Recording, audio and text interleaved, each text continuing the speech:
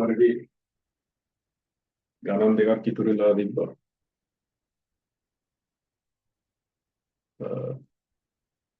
ඒ දෙක ඉස්සලම බලලා ඉමු.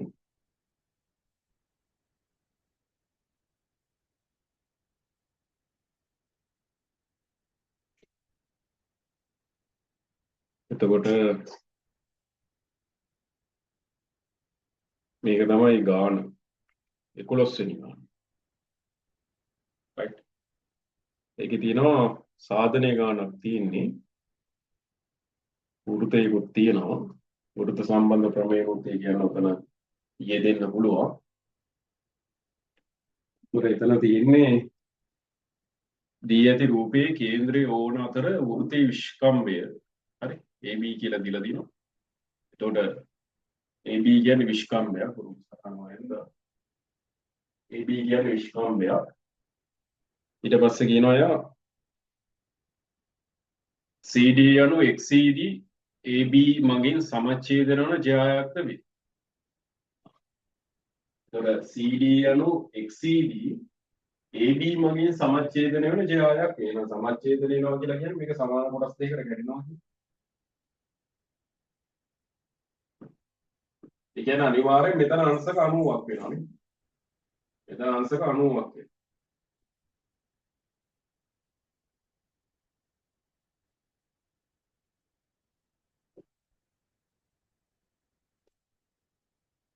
අංශක 90ක්. ඊට පස්සේ කියනවා අපිට තවද AED වෘතයට ඇඳි PAR ස්පර්ශකයට CP ලම්බය. CP ලම්බය. මෙයාත් ලම්බය.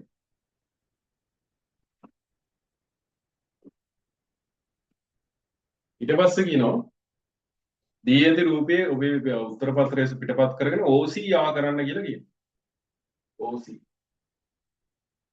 OC යා කරලා OC යා කරන්න කියනවා.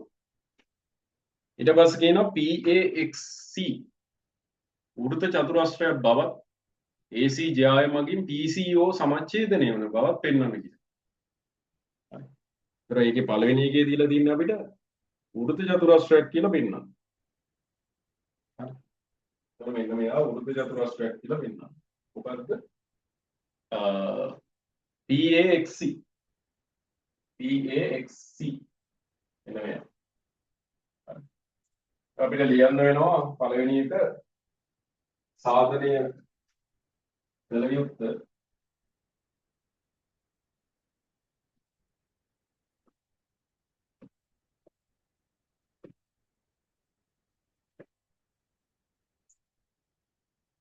සාධනීය කළ යුත්ත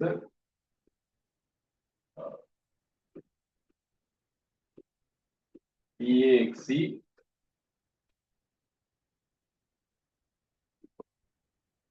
වෘත චතුරස්‍රයක් බව.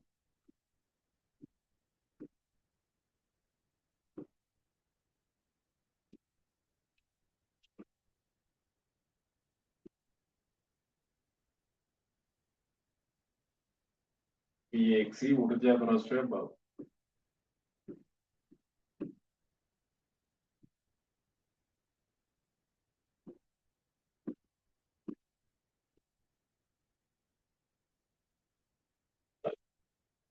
ඊට පස්සේ අපිට ඇදලා සාධනයට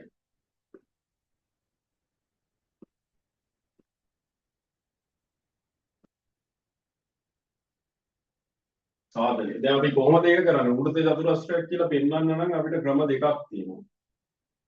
ප්‍රධාන වශයෙන්. එක ක්‍රමයක් තමයි මෙයාගේ මේ සම්මුඛ කෝණ යුගලය පරිපූර්ණකයි කියලා පෙන්වන්නේ. හරි. සම්මුඛ කෝණ යුගලය පරිපූර්ණකයි කියලා පෙන්වුවොත් ඊතුරු යුගලය පරිපූර්ණක වෙනවා. දැන් අපිට ඇත්තට මේක ලේසියෙන්ම කරන්න පුළුවන්. මොකද මෙතන දැන් අංශක 90ක් කියලා දීලා තියෙනවා. ඒ වගේම මෙන්න මෙතන අංශක 90යි. මෙතන අංශක 90යි. හරි. අන්නේ කෝණ ටික ඉස්සලා මේවන හරි. CXA නැත්නම් AXC කෝණයේ අංශක 90යි. ඊට පස්සේ APC කෝණයක් අංශක 90යි. හරි. දැන් පළවෙනි එක ලියන්න හැකි අපිට AXC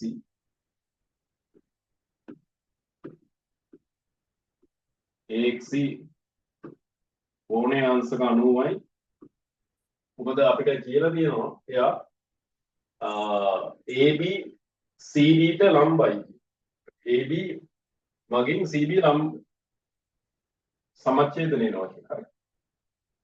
ලම්බ සමච්ඡේදනයක් වෙන්නේ ඇත්තටම. AB මගින්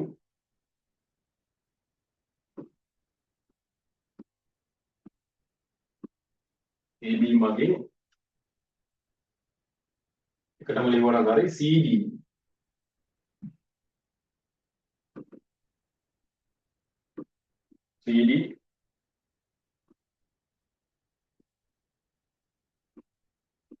ලම්බව සමච්ඡේදනය වේ.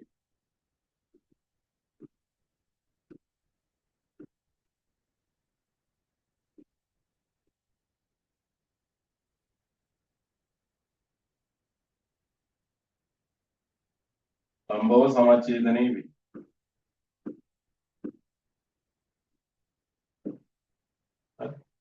ඊට පස්සේ ඊළඟ එක දත්තේ මොකක්ද ඒක ABC අංශක 90යි.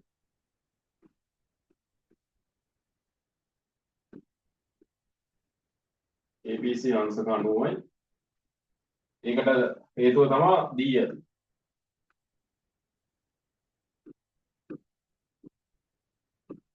හරි.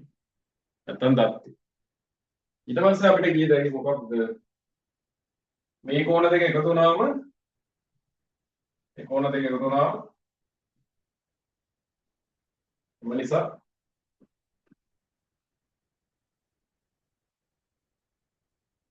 AXC ධන APC සමානයි 90 ධන 90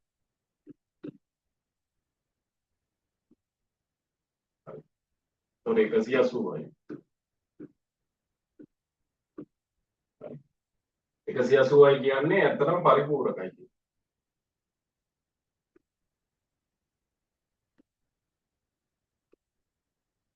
පරිපූර්ණක කෝණ.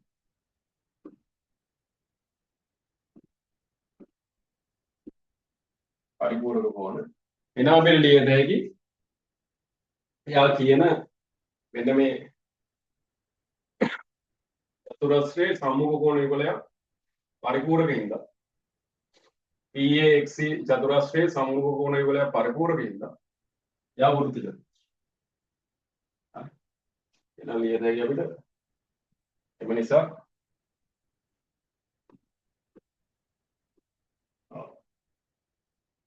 PAXC චතුරස්‍රයේ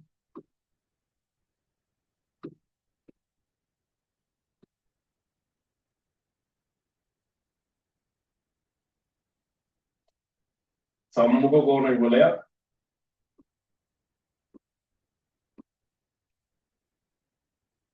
කෝණ යුගලයක්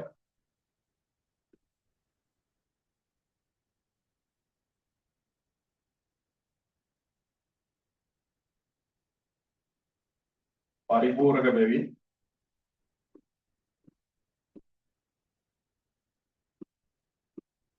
ඉතුරු කෝණ යුගලය කොහොමද පරිපූර්ණකයි තමයි.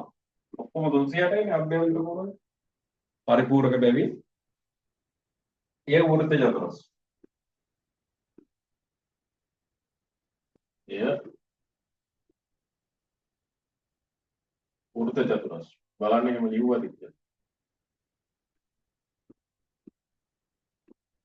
ඉතින් තරකේ හරියට තේරුම් ගත්තොත් මොකද ලියා ගන්න තමයි වෙලාව.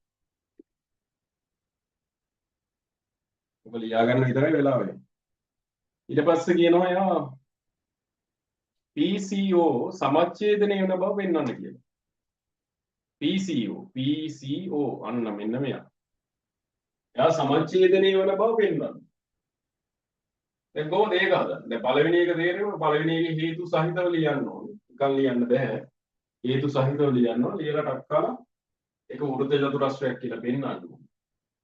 එතකොට දැන් අපි දන්නවා විශේෂයෙන්ම මේක වෘත්ත චතුරස්‍රය. ඊට පස්සේ කියනවා එයා ACJය මගින් PCO සමච්ඡේදනය වෙන බව පෙන්වනවා. ACJය මගින් මෙන්න මේ AC වලින් PCO කියන මෙන්න මේ දෙන්න සමානයි කියලා පෙන්වන්න. දැන් කොහොමද ඒක කරන්නේ? ඒතර මේ කෝණ දෙක සමානයි කියලා පෙන්වන්න. ඒතර ඒ කෝණ දෙක සමානයි කියලා පෙන්න ගත්තා නම් වැඩේ හරි. හරි. එතකොට දැන් අපිට දැන් උතර වෘත්ත සම්බන්ධ ප්‍රමේයයන් දාන්න පුළුවන්. ඊට පස්සේ එතනින් එහාට ගියාම දැන් ওই වගේ දේවල් වලට දැන් මේ කෝණ දෙක සමානයි කියලා පෙන්නන්නේ. ඉතින් ඔන්න මේක ත්‍රිකෝණයක් ලෙස සැලකුවොත් එහෙම අපිට සමරක් අවස්ථාව වෙනවා අංග සාමය දාන්න. අනුරූපාංග වලින් සමාන කරලා ගන්න. ඒතකොට මෙතන සුදුසුම ක්‍රමවේදය මොකක්ද? හරි. ලේසිම සුදුසුම ක්‍රමවේදය තමයි අපි ගන්න ඕනේ උතන. හරි.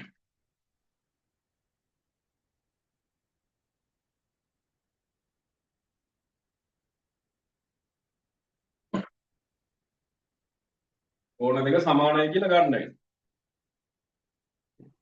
දැන් අපි දත්ත දාගෙන තියෙනවා. OAP වල අගයත් දැන් මෙතන ඕනනම් මෙතන අංශ 90යි කියලා දාත හැකියි අපිට නේ. ඇයි මේ දෙන ස්පර්ශකයක් මේ දෙන අරයක්. එතකොට ස්පර්ශකයට අරය ලම්බ වෙනවා හැමතිස්සෙම. එතකොට මේ හැම එකක්ම අරයන්. මේ හැම එකක්ම අරයන්. එක කැලලක්. මෙතන කැලලයක් ආපු ඉන්නේ. එයා අරයන්. එතන මෙතන තෝරන අංශ 90යි කියලා ගත්තා. එතකොට මෙතන x නම් මෙතනත් x වෙනවා. එතකොට මෙතන x නම් මෙතනත් x, මෙතන 90 ඍණ x, මෙතන 90යි. එතකොට මෙතන අනිවාර්යෙන් x කෙනෙක් වෙනවා. එතකොට අපිට මෙන්න මෙහෙම දාතේ. මෙයා x කියලා ගත්තොත් මෙතන කෝණය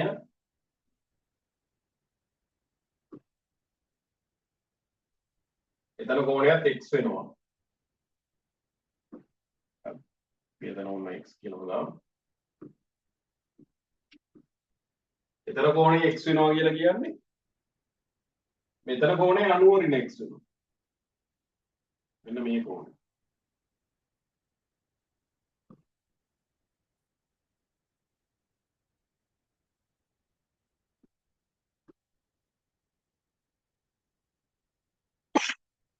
මෙතන 90 ඍණ x නම් මෙතන 90 නම් මෙතන අනිවාර්යෙන් x වෙන්නේ. මොකද 90 ඍණ x ට 90 එකතු වුණාම 180 ඍණ x. යාට අනිවාර්යෙන් x කෙනෙක් වෙන්න ඕනේ. එතකොට තමයි මේක තනිකරම 180. හරි පහසුයි.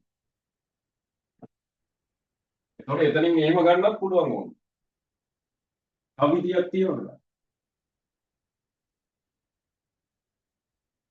කොහොමද ගත්තේ?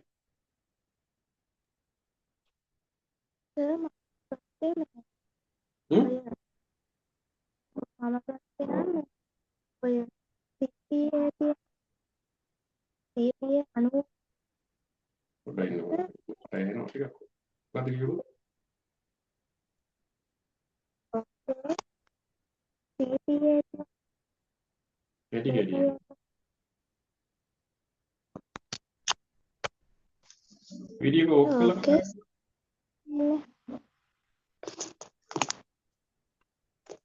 සිග්නල් වලට මේ කැඩෙන්නේ නැහැ.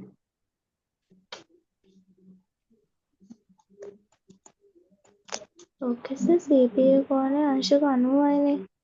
ඔව්. එතකොට PAX කෝණයත් අංශක 90යිනේ. PAX ඔව්. අපි මේ ගත්තේ කොහොමද? PX. ඔව්. ඔව්. එතකොට මේ දෙක එකතුව 180යිනේ. ඔව්. එතකොට මිත්‍ර කෝණ විදියට සලකලා AB නෙමෙයි ඔය ඔව් දැන් ඉස්සලාම කිව්වේ මේ PAX අංශක 90යි. ඊට පස්සේ තමයි මොකද කිව්වේ? ඔව් එතකොට ඒක මිත්‍ර කෝණ විදිහට සලකන්න පුළුවන් නේද සර්? මෙන්න මෙතන ඊට පස්සේ කිව්වේ මේ AXC ද? AXC කෝණයේ අංශක 90යි මෙතනත් 90යි කියලාද? ඔව් එතකොට එහෙම මිත්‍ර කෝණ කියලා සලකලා 180ක් වෙන නිසා මේ දෙක සමාන්තරයි කියලා ගන්න පුළුවන් නම් මෙන්න මේ රේඛාව ඔව් සමාන්තරයි. ඊට පස්සේ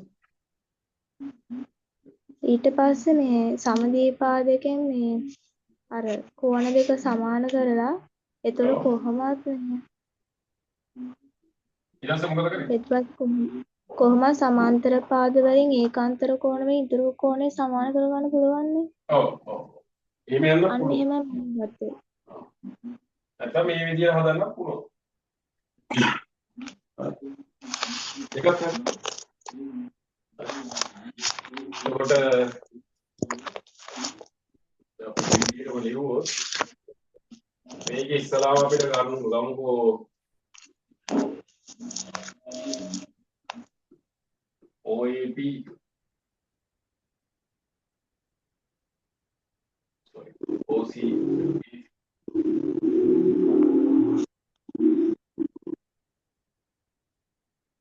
ACO සමානයි අද ඉස්සලා මේ විදිහට ලියලා ඉන්න OAC මේ විදිහට ලියා ගන්න. ACO සමානයි OAC සමාන x කියලා ගත්තා. ඒකට හේතුව සමදීපාද ත්‍රිකෝණ.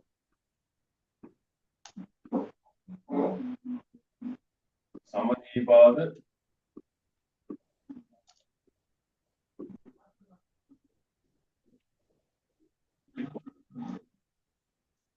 ඊට පස්සේ අපිට ගන්න පුළුවන්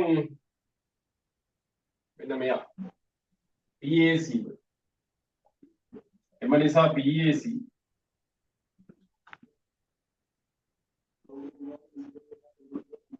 එයා එන්නේ 90 රින් x.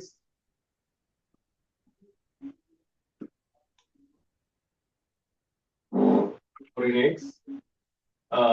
ඒකට හේතුව මේ PAX කියන්නේ අංශක 90යි.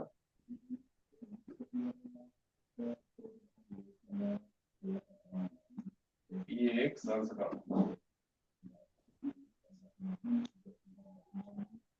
90 රින් x.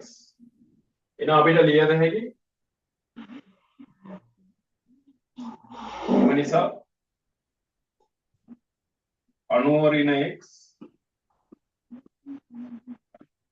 90 රින් x ද 90 එකතු කළා එයාට මේ ACP කෝණය එකතු වුණා.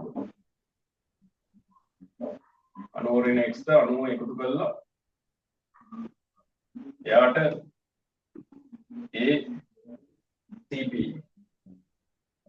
ACP කෝණය එකතු වුණාම 180ක් වෙන්න ඕනේ. 180ක් වෙන්න. ඒකට හේතුව මේ විදිය ලියා ගන්න. ඒකට හේතුව ත්‍රිකෝණයේ අභ්‍යන්තර කෝණ.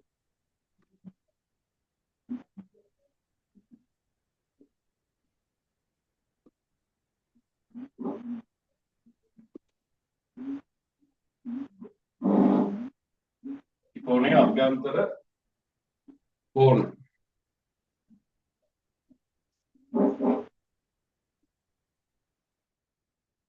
right? ත්‍රිකෝණයේ අභ්‍යන්තර කෝණ එකක්. එහෙනම් අපිට මෙතන 90යි මෙතන 90යි ගත්තම 180 ඒවා අනිත් පැත්තට දාත හැකි. එහෙනම් අපි ලියද හැකි ACP සමානයි 180 මේ 90යි මේ 90යි ධන 180 ඒවා අනිත් පැත්තට දාන්න. මොන ඍණ 180. ඍණ 180යි. ඊට පස්සේ මේ ඍණ x මෙහෙට ගන්න. ධන x. ඉතින් ඇත්තටම සුළු කරාම x කියලා එනවා. එහෙනම් අපිට තර්කයේ ලියද හැකි කවුද? අපිට ඕන කෙනා. එම නිසා ACO සමානයි ACP. ඒ නිසා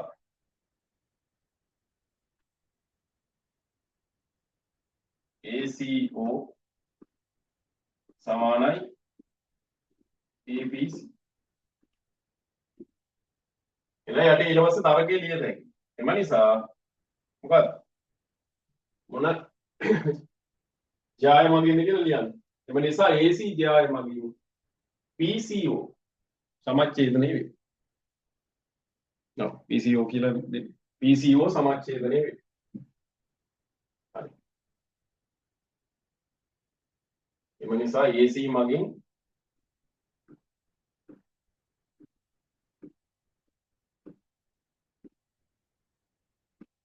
PCO කෝණය සමච්ඡේදනය වේ.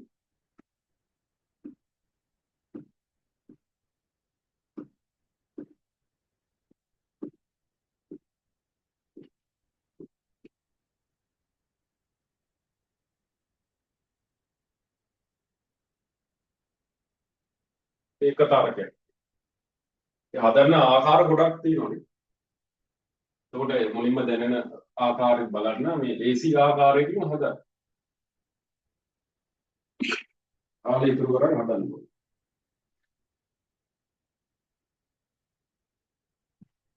අනිත් එක තමයි දැන් අපිට මෙයා අංශක 90යි නම් මෙයාත් අංශක 90යි. මෙයා අංශක 90යි නම් මෙතනත් අංශක 90ක් වෙන්න ඕනේ. මොකද හේතුව දැන් මේ ඔක්කොම අංශක 94ක්. ඒතර මෙතනට අංශක 90යි කියලා දාගත්තා කියන්නේ. මෙතනට අංශක 90යි කියලා දාගත්තා. ඊට පස්සේ මොකද වෙන්නේ? අපිට කරන්න පුළුවන් මෙතන x කියලා දාගත්තොත් මෙතනත් x. හරි. එතකොට එතන x නම් අර මිත්‍ර කෝණ වලින් මේ රේඛා දෙක සමාන්තරයි. මේ රේඛා දෙකත් සමාන්තරයි. එහෙනම් මෙයා x කියලා දාගත්තොත් මෙයාත් x වෙනවා. එයා x නම් මෙතනත් x වෙනවා. ඒකාන්තර කෝණ. මෙතනත් x.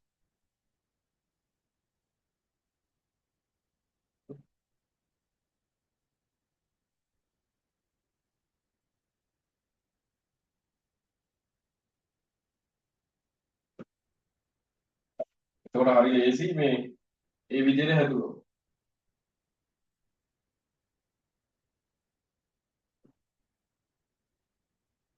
ඒකත් හොඳයි. එහෙම දැක්කා. ඒතොර ඒ පියවර ටික ලියන්න තියෙන ඒ පියවර ටික ලියුවානේ.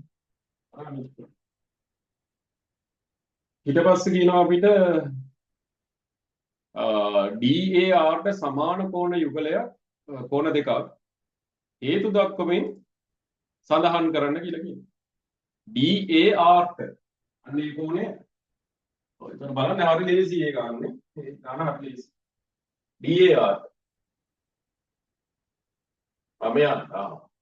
ඒ මොකක්ද මේ? මම පැහැදිලි කරා. හරි. මෙන්න මේ DAR කියන කෝණය. එතකොට එයා අර ඒකාන්තර වෘත්තකණ්ඩ කෝණනේ ලියද හරිම පහසුයි.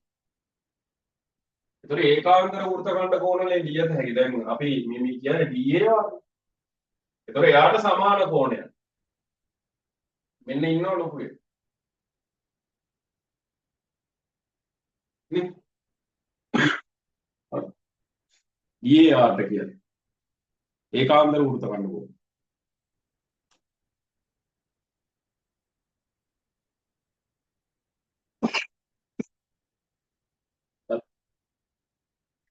එතකොට ඒකාන්තර වෘත්තකණ්ඩ කෝණ වල අපි කතා කරා මේ වෘතයක් සහ ඒ වෘතයේ ස්පර්ශකයක් යනවා.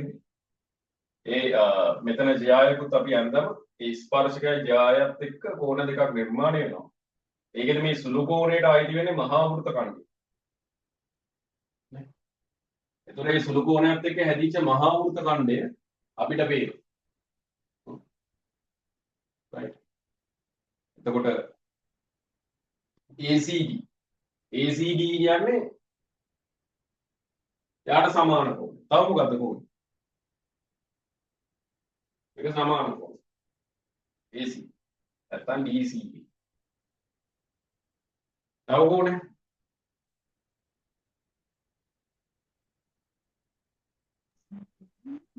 CDA බැරිද සර්? CDA. CDA. CDA ගන්න පුළුවන් නේ. CDA ගන්න මොකක් නිසා? දැන් මෙන්න මේක ඕනේ. කෝණ වලින් මොන කෝණ වලින්ද? ඒකාන්තර කෝණ වලින්. ඒකාන්තර කෝණ වලින් ගන්න. good. ඒකාන්තර කෝණ. මොකද දැන් අපි මේ රේඛාව විතර නෙමෙයි මේ සම්පූර්ණ රේඛාවම සමාන්තරයි. ඒතර මෙයාට මෙයා සමාන. එකක් ඒකාන්තර වෘත්ත ඛණ්ඩ කෝණ වලින් අනිත් එක ඒකාන්තර කෝණ. හරි. ඒක මම මෙතනින් ලියන්න. එතකොට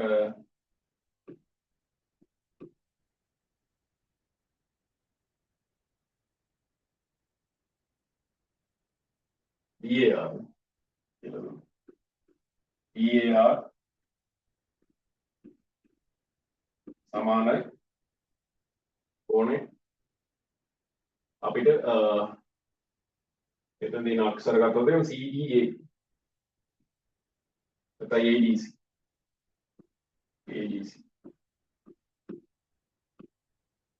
ඒකට හේතුව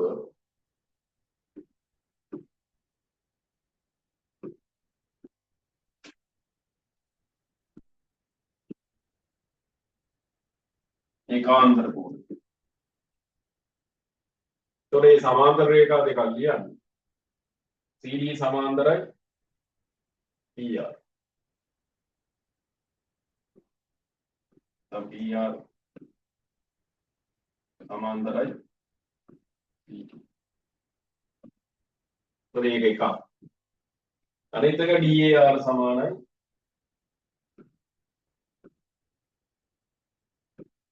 ER සමානයි මෙන්න මේ කෝණ ACD.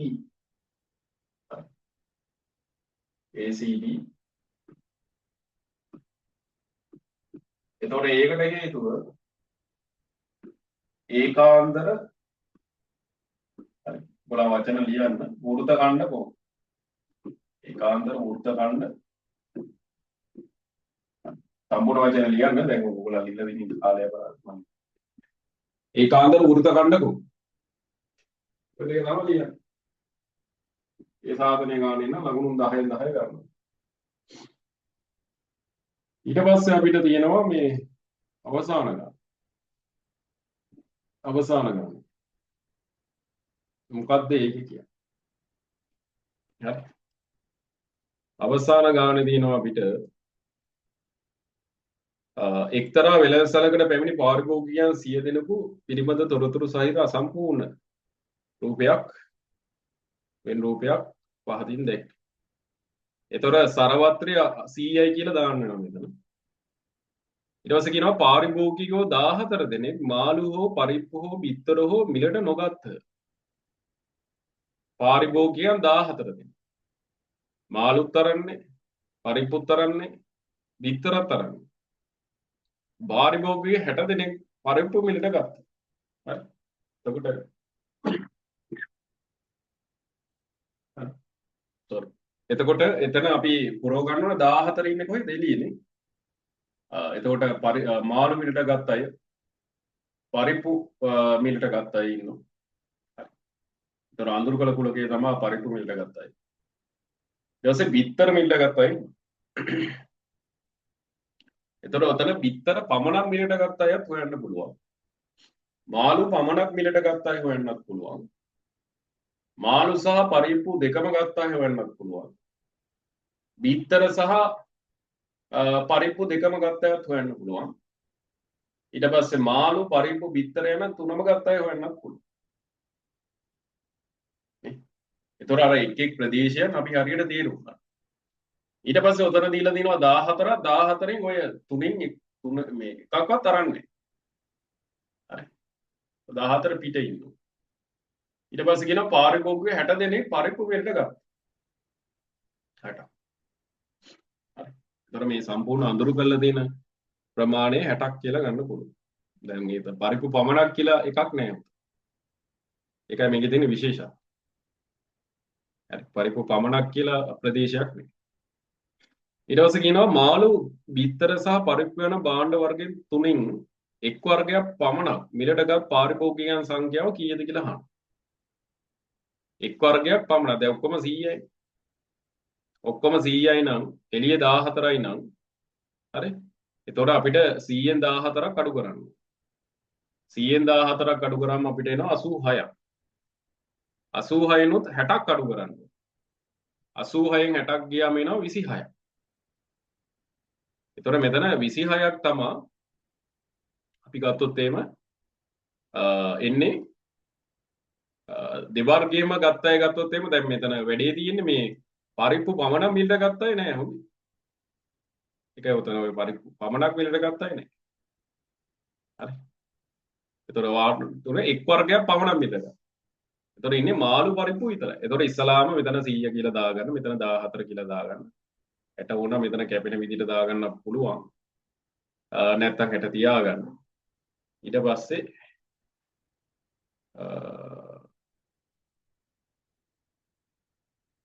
මොකද උනේ? රයිට් එකට ගියානේ. හරි. ඊට පස්සේ මොකද කරන්නේ? 100ෙන් 14ක් අඩු කරන්නේ. එතකොට මේ සම්පූර්ණ ටික එනවා 86ක්. 86න් 60ක් අඩු කරන්නේ. එතකොට එනවා 26. 26 තමයි. ඊට පස්සේ මෙව භාණ්ඩ වර්ග තුනම මිලටගත් පාරිභෝගිකයන් සංඛ්‍යාව මෙම වර්ග භාණ්ඩ වර්ග දෙකක් පමණ මිලටගත් පාරිභෝගිකයන් සංඛ්‍යාවට සමාන නම් අන්න බලන්න. මෙම භාණ්ඩ වර්ග තුනම මිලටගත් පාරිභෝගිකයන් සංඛ්‍යාව. ඒ කියන්නේ මෙන්න මේ මැද ඉන්න. මෙව භාණ්ඩ වර්ග දෙකක් පමණක් මිලටගත් පාරිභෝගිකයන් සංඛ්‍යාවට සමාන නම්. ඒ කියන්නේ මේ මැද ඉන්න අය සමාන වෙනවා දෙකක් පමණ මිලට ගත්තා ඉන්නවා. මෙන්න මේ කොටසේ මේ කොටසේ එකතු වෙනවා.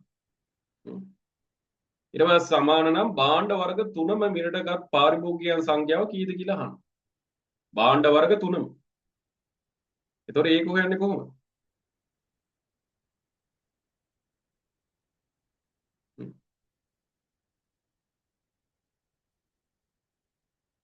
පොඩි සමීකරණයක් තියෙනවා.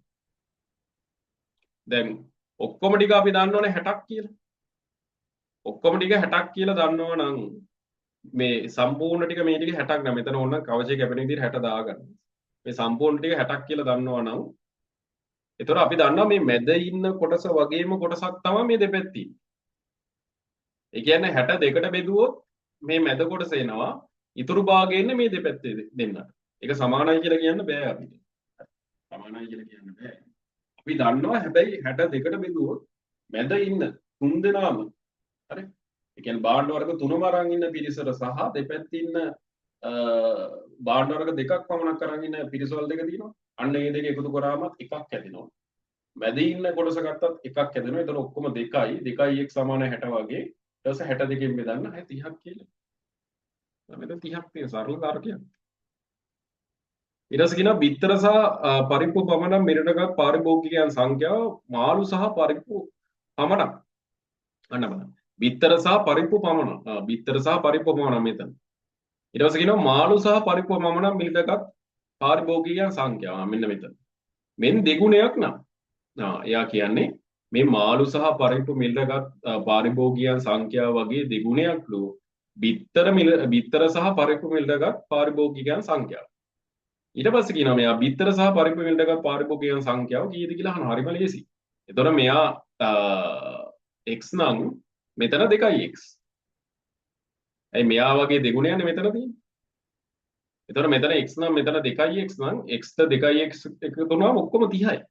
දැන් මැද ටික 30යි කියලා හොයාගත්තනේ. 60න් 30ක් ගියාම ආයෙත් 30යි. එතකොට 3x සමානයි 30යි. ඒ කියන්නේ 2x කියන්නේ 20යි. මේ ටික 20යි. ඒක චුට්ටක් හදලා වෙන්න. ඊට පස්සේ කියනවා මාළු මිලට පාරිභෝගිකයන් සංඛ්‍යාව 52ක් නම්. මාළු අරන් තියෙන ප්‍රමාණය 52ක් නම් බිත්තර පමණක් මිලටගත් පාරිභෝගිකයන් සංඛ්‍යාව කීයද කියලා අහනවා. ඉතින් හරි ලේසි. දැන් මාළු පමණක් කියලා නෑ මෙතන මාළුට මින් විතරක්. ප්‍රමාණය 52යි. එතකොට දැන් 100ෙන් 14ක් අඩු කරලා තියෙන්නේ 86නේ. 86න් අපි 52ක් අඩු කරනවා. 86න් 52ක් ගියාම කීයද? 34යි. 86න් 52ක් ගියාම 34යි. එතකොට මේ ඉතුරු වෙන්නේ මෙන්න මේ චුට්ට 34යි. ඊට පස්සේ අපි දන්නවා මෙන්න මේ ටික කීයක් කියලාද? 20ක් කියලා දන්නවා. 20ක් කියලා දන්නවා. ඊට පස්සේ 34න් 20ක් ගියාම මේ ටික කීයද? 14. හරි. 14. හරිනේ? අර ඒ ටික තමයි එන්නේ. හරි ලේසි. ඒ ප්‍රශ්න ටික. right. අපි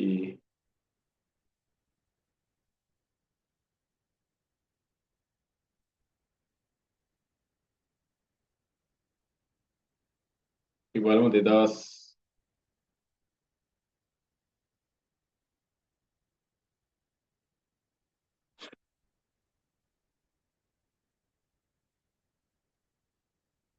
2023. හරි.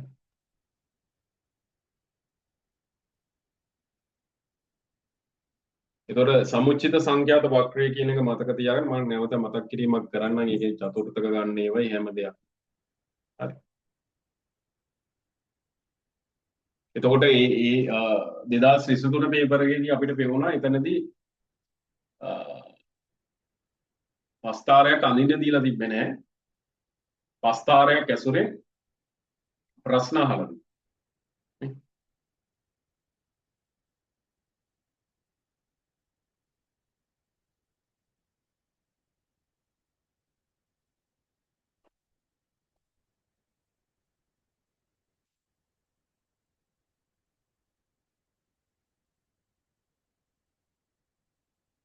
දස් 19 වල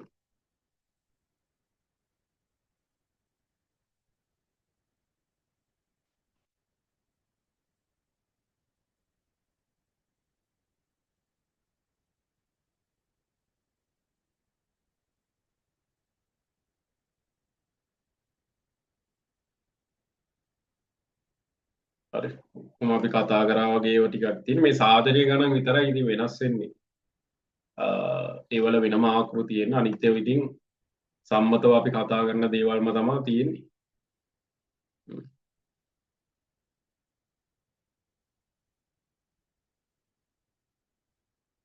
එදස් 20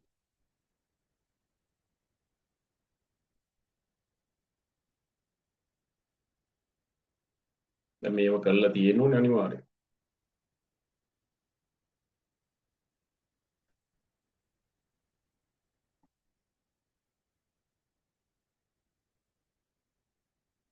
හරි. අපි 2020 දෙවෙනි පේපරේ කරගෙන යන්න බලමු.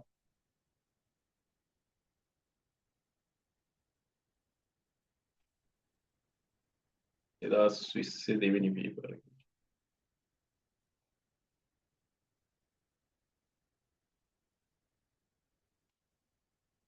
පළවෙනි ගාන. දැන් අනිවාර්යෙන් ওই ගාන හදලා තියෙන්න ඕනේ ඊට කලින්.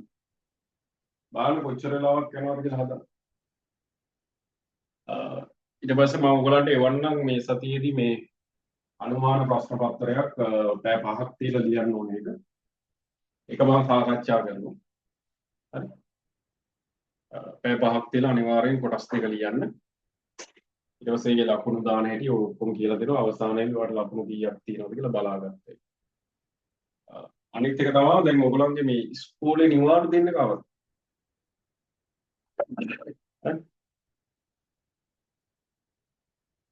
එන්නවත් දීලාද තියෙන්නේ? නැහැ සර්. ඒ වුණාට මේ ඉස්කෝලේ යන්න නැතුව නිවාඩුවක් ගන්න පුළුවන්. ප්‍රශ්නයක් නැහැ. ඔව් එතකොට දැන් අපි පොඩක් අර උදේවරු ටිකක් කරමු අපි එක දිගට. ඒකයි මම ඇහුවේ. ආ සර්. උදේවරු ටිකක් අපි එක දිගට කරා නම් අපිට ගොඩක් දේවල් ටිකක් කරගන්න පුළුවන්. මේ සතියේ ඉඳන් පුළුවන් මේක කරන්න. අපි ඕනනම් සෞන්දර්ය ඉඳන් වගේ කරමු. එනසක් තියෙන. මුලින්ම. පුළුවන් සර්. අඟහරුවාද නම් බෑ සර්. අඟහරුවාද. අඟහරුවාද උදේ බෑ. බ්‍රහස්පතින්ද මේ බ්‍රහස්පතින්ද පුළුවන්? පුළුවන් සර්. ප්‍රශ්නයක් නෑ. ඔව්. හදන්න බෑ.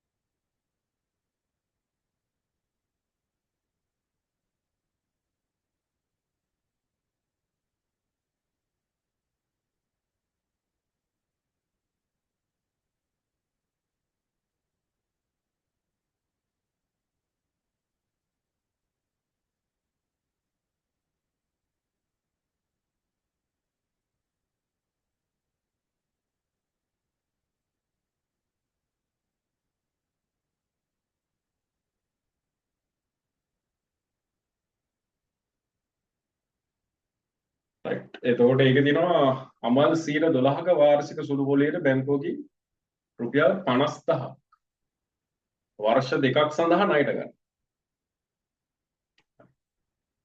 ඔහු එම වසර දෙක සඳහා ගෙවිය යුතු මුළු පොලිය මුදල සොයයි. සුළු පොලියට හරිම ලේසි.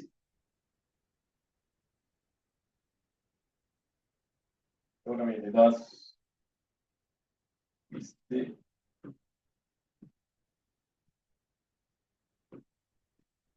දෙවෙනි කොටසේ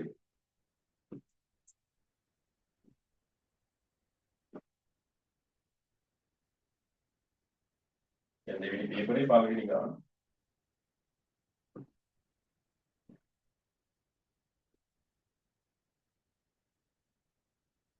හරි.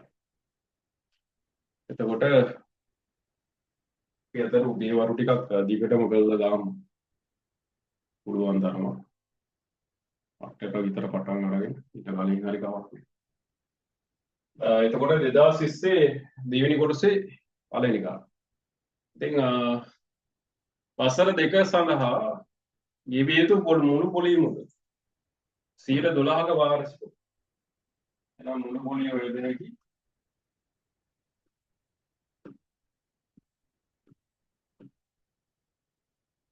මුළු පොලිය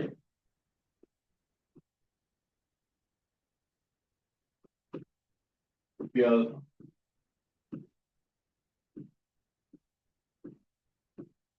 50,000න්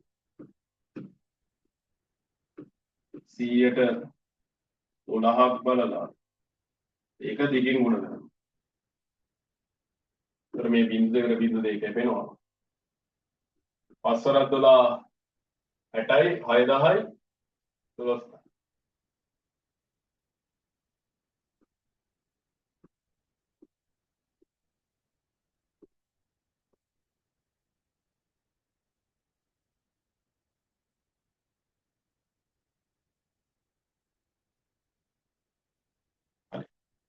ඊට පස්සේ කියනවා අමල් ඔහු ලබා ගන්න ණය මුදල 15ක වාර්ෂික වැල්පොලියක් ගෙවන ස්ථාවර තැන්පතු අවුරුදු දෙකක් සඳහා තැන්පත් කරයි.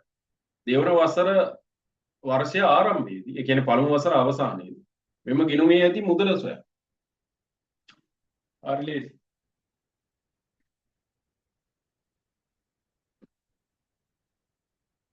දෙවන වසර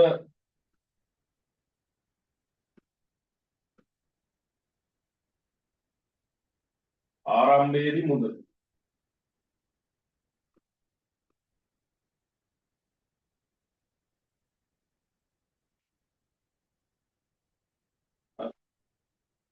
ඉතින් රුපියල් 50,000ක් නේ තැන්පත් කරන්නේ. එතකොට ඒකෙන් 115ක් බැලුවොත් එන්නේ වැල් පොලිය. පළමු වසර අවසානයේනේ ඔය කිය දෙවන වසර ආරම්භය කියලා කියන පළමු වසර අවසානයේ වගේ. ඒකෙන් 115ක් ගත්තොත් වැල් පොලිය එන්නේ. ඒකට 115ක් බලන්න දී. 100 115 බැලුවම එනවා අපිට බිංදු දෙකට බිංදු දෙක කැපෙනවා. පස්තරක් 115 700යි 500යි 575යි 575යි අගට බිංදු දෙකක් 57500. ඊට පස්සේ වර්ෂ දෙක අවසානයේ ඔහුගේ ස්ථාවර තැන්පත් ගිණුමේදී මුළු මුදල ලබාගෙන බැංකුවේ ණය මුදල හා පොලිය ගෙවා ණයෙන් නිදහස් වේ. එතකොට බලන්න වාර්ෂික සුළු පොලියට තමයි රුපියල් 50000ක් ගන්න. වසර දෙකක් සඳහා. එතකොට වසර දෙකක් සඳහා ගෙවන්න ඕනේ පොලිය අපි හොයාගත්ත 12000යි. එතකොට 12000කුයි 50000කුයි දෙකම ගෙවන්න ඕනේ. එතකොට 62000ක් ගෙවන්න. හරි 62000ක් ගෙවන්න. ඊට පස්සේ මෙයා කියනවා වසර දෙක අවසානයේ ඔහුගේ ස්ථාවර තැන්පත් ගිණුමේදී මුළු මුදල ලබාගෙන බැංකුවේ ණය මුදල හා පොලිය ගෙවා නිදහස් වේ. දැන් ඔහු ළඟ රුපියල් 4000කට වැඩි මුදලක් ඉතිරි වෙන බව පෙන්වනවා. ඉතින් මේකේ දෙවන වසර අවසානයේ මුළු මුදල හොයාගන්න බෑ. මෙයා කියන දෙවන වසර අවසානයේ. ඉතින් මේකෙම ගන්න තියෙන්නේ. ඉස්ලාම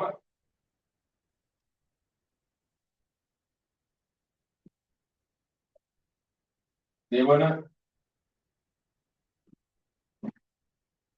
වසර අවසානයේ මුදල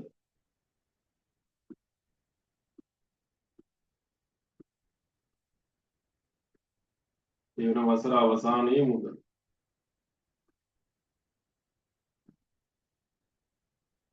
ඒතර ඒක ගන්න නම් රුපියල් 57500න් 100ට 115ක් බැලුවා නම් හරි. මොකද 115ක් බැලුවොත් එන්නේ පොලිය දෙවන වසර අවසානයේ පොලිය 115ක් බැලුවොත් එනවා සම්පූර්ණ මුදල. ඒතර මෙතන මේ බිංදු දෙකට මේ බිංදු දෙක කැපෙනවා. 575 ඒවා 115ක් එනවා. එතකොට මෙතන 5 වරක් 5 25න් 5 දැම්ම දෙකක් ඉතුරුයි. 5 වරක් 7 35යි 2යි 37යි 3ක් ඉතුරුයි. ඊට පස්සේ 5 වරක් 5 25යි 3යි 28යි. ඊට පස්සේ එකෙන් ගුණ කරන්න තියෙන්නේ එයාගේමයි 575යි. ආයෙත් එකෙන් ගුණ කරන්න තියෙන්නේ 570. දැන් එකතු කරන්න තියෙන්නේ. එතකොට මෙතන 5යි. 7යි 5යි 12යි දෙක දැම්මා. එකක් ඉතුරුයි.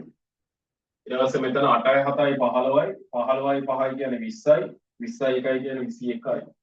එකක් ඉතුරුයි. ඊට පස්සේ 2යි 5යි 7යි 7යි 7යි 14යි 2යි 16න් 6 දැම්ම එකක් ඉතුරුයි. එතන 6යි. 66125ක්. රුපියල් 66125යි. එතකොට මේ අපි කරන්න ඕනේ මොකද්ද? එම නිසා රුපියල් 66125න් අඩු කරන්න ඕනේ. රුපියල් 62000. ඒ අර ගත්ත 12000 දෙන්නේ. ඒතකොට අපිට එනවා රුපියල් 4125. රුපියල් 4125ක්. ඉතින් මෙයා රුපියල් 4000ට වඩා වැඩි කොහොමද?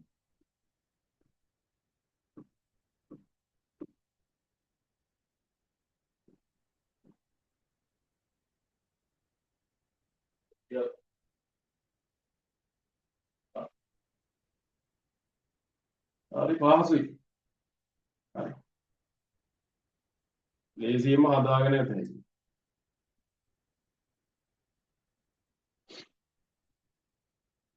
දැන් නම් ඕවා හදලා දැන් ඔය වගේ ගාණක් හදුනම දැක්කම මේ ආසිත වෙන්න ඕන. හරිම සරල ගාණක්. දැන් හීනවන ශේෂ ප්‍රමේයවත් දුන්නා නම් අන්න පොඩ්ඩක් හරි හිතලා කරන්න තියෙනවා. ඒකෙත් ඇති දෙයක් නැහැ. ඊනවන ශේෂ ප්‍රමේය දුන්නත් කරන ආකාර දෙකයි තියෙන්නේ. එක්කෝ වාර්කිකාගේ හොයන්න කියනවා නැත්තම් පොලි අනුපාතය හොයන්න කියනවා. ওই දෙකම තියෙනවා. උතරින් එහා දෙයක් නෑ. හරි. ඒතකොට ඊනවන ශේෂ ප්‍රමේය එන්න පුළුවන්, වැල් පොලිය එන්න පුළුවන්, සුළු පොලිය එන්න පුළුවන්. කොටස් වෙළඳපොළ සම්බන්ධයෙන් ඉන්න පුළුවන්. කොටස් වෙළඳපොළ සම්බන්ධයෙන් આવත් එහෙම ලාභාංශ ප්‍රාග්ධන ලාභය හරි කොටසක මිල හරි ඒ දේවල් ඔයගොල්ලන්ගෙන් අහන්න පුළුවන් හරි හරිම ලේසි ප්‍රතිසර සම්බන්ධයෙන් ගානක් ඊට පස්සේ අස්ථාරය අපි ඇඳලා බලමු හරි මම අර ඇප් එකෙන් අඳින්නම් ඔයගොල්ලන් ගෙදරදී හරියට අඳින්න දැන් තියෙනවනේ ටක් කරලා ඇඳලා දාන්න. ඒතර ඒකේ තියෙනවා මේ පරාසයක් අපිට දීලා දෙනවනේ. ඒතර ඔක්කොම අනිත් එක තමයි හැම ප්‍රශ්නයකම සියලුම දේවල් කියවන්න අර වැඩිපුර කියවීම කාලයක් දෙනවනේ ඒක අර ලෝභකමට ඒකෙනු ගණන් හදන්න යන්න එපා. හරි. ඒ නිසා මේ වැඩිපුර කියවීම කාලය අනිවාර්යෙන් ගන්න. ඒක අරගෙන සම්පූර්ණයෙන් හොඳින් ප්‍රශ්න පත්‍රය කියන බෑ විනාඩි 10ක් කියලා කියන්නේ හොඳටම ඇති. හොඳට කියවලා ඊට පස්සේ ප්‍රශ්න ටික හරියට තෝරගත්තා. ප්‍රමුඛතාවය දෙන ප්‍රශ්නේ ඉඳන් පිළිවෙලට කරගෙන ගියා ප්‍රශ්න අංක දාගෙන ඉච්චා. හරි. ඒතර මේකේ තියෙනවා x සමාන 1 වෙන විට y හි අගේ සොයන්න. ආදේශ කරලා ගත්තා. ඔබ බලලා ලියන්න පුළුවන් හැබැයි සම්මිතිය සල. එතකොට අපි ආදේශ කරලා දාමු. එතකොට මේක x සමාන 1 වෙන විට. එතකොට y සමානයි x වර්ග ධන 2x ඍණ 2. එතකොට x සමාන 1 වෙන විට කියන්නේ එකේ වර්ගය. ධන දෙවරක් 1 ඍණ 2. හරි. එතකොට ඇත්තටම මේ එකේ වර්ගය දෙවරක් 1යි දෙවරක් 1යි මේ ඍණ 2 කපලා ගියාම එකේ වර්ගය විතරනේ ඉන්නේ. එතකොට 1යි. ඊට පස්සේ කියනවා සම්මත අක්ෂ පද්ධතිය සහ සුදුසු පරිමාණයක් යොදා ගනිමින් ඉහත වගුවට අනුව දී ඇති වර්ගජ සුරිතයේ පස්තාර කඩදාසියක අනි. හරි. එතකොට අපිට ඒක අඳින්න පුළුවන්. අපි නිකන් එකෙන් ඇදලා බලමු.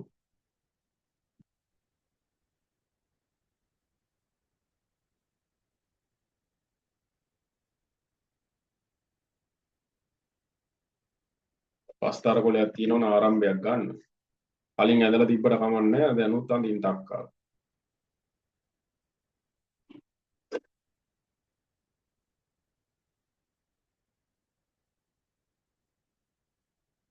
එතකොට මේ ශ්‍රිතය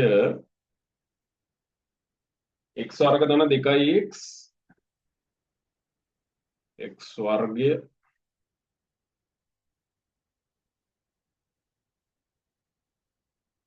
ධන 2x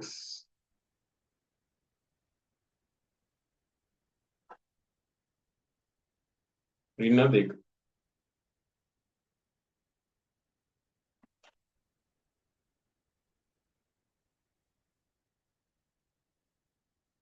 එන්න දෙනවා. හරි. දැන් ඔයගලන්ට උනත් දැන් අඳින එක කොහොමද කරද හැකියි. දැන් මේ වගේ ප්‍රශ්න ටිකක් එකපාරට ගන්න නම් අඳින්න සෑහෙන වෙලාවක් යනවනේ. ඇඳලා පුරුදු වෙන්න. ඔන්න මේ ඇප් එක භාවිතා කරලා ටක් කරලා පස්තාරේ දිහා බැලුවා. ඊටු ප්‍රශ්න ටිකට උත්තර ලියාගෙන ගියා. හරි. පස්තාර කරන් සෑහෙන ප්‍රමාණයක් කරද හැකි. එහෙම වුණොත් එහෙම මේ පැයක් විතර අරගෙන. හරි. අඳින එක හැබැයි සුමට වඳින්න ඕන. අර දැක් ගත්ත ගමන් අර වකුඩු ගැහිලා එහෙම ඉන්න බෑ. වෙඩි වෙදිලා වගේ. ගල් වලින් ගහලා වගේ නිකන් මෙහෙම ඉරි තැල්ලා වගේ. හරි. එහෙම ඉන්න බෑ. ලස්සනට තියෙනවා. ඊට පස්සේ මෙයා කියන්නේ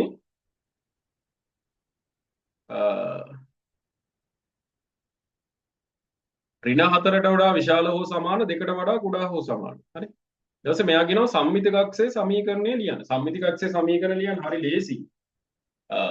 ඕක දැන් අර අවම ලක්ෂයද උපරිම ලක්ෂය දෙන්නේ කියලා ඉස්සලාම තේරුම් ගන්න. ඔක දිහා බලාගෙන උනත් සම්මිතිය අක්ෂය සමීකරණ ලියත හැකි අපිට. එතකොට උතන අපිට එන්නේ ධන නිසා අවමයක්. x වර්ගයේ සංගුණකයේ ධන නිසා අවමයක්. එතකොට අවම ලක්ෂය අපි තේරුම් ගන්න ඕනේ කීයද කියලා. අවම ලක්ෂය. අවම ලක්ෂය කීයද කියලා තේරුම් ගන්න නම් y වල යටින්ම ඉන්න අගය ගන්න. y වල යටින්ම ඉන්නේ කීයද? ඍණ 3. එතකොට ඍණ 1 ඍණ 3 තමයි අවම ලක්ෂය. එහෙනම් සම්මිතික අක්ෂයේ සමීකරණය වෙන්නේ x සමාන ඍණ 1 කියන. x සමාන ඍණ 1. එතකොට දෙවෙනි එකේ තියෙන්නේ පස්තාවේ යන්නේ. හරි. ඒක අපි යන්නනේ. ඊට පස්සේ b එකේ පළවෙනි එක ඉන්නේ x සමාන ඍණ 1. ඊට පස්සේ දෙවෙනි එකේ කියන වර්ගජ ශ්‍රිතයේ ඍණවන x යාගේ ප්‍රාන්තරය ලියන්න. වර්ගජ ශ්‍රිතයේ ඍණවන x යාගේ ප්‍රාන්තරය. ඉතින් අර යටින් දින කැප් එකට ලියන්න තියෙන්නේ. ඒතර ඒක ලියන්න නම් ඉතින් ඒ කැපෙන තැන් දෙක හොයා ගන්නවා. හරි. ආසන්න වශයෙන් කැපෙන තැන් දෙක මෙන්න මෙතන. ඍණ 2.7යි ධන 0.7යි. ওই දෙක අතර තමයි මේ ඍණවන x යාගේ ප්‍රාන්තරය. පස්තාරේ ඇන්දම ඉතින් පොඩ්ඩක් උන ඊතල දෙකක් දාලා හරි මෙතනින් කැලලක් ගහලා ලියන්න බලන්න ලියන්න. නැත්නම් ඊතලයක් ගහලා මෙතන ඍණ 2.7යි මෙතන ධන 0.7යි කියලා ලියලා තියන්න. ඉතින් නැති උනක් කවන්නේ. දැන් මේක ඍණවන x යාගේ ප්‍රාන්තරයේ තියෙන්නේ ඍණ 2.7 වඩා විශාලයි. ධන 0.7 වඩා කුඩයි.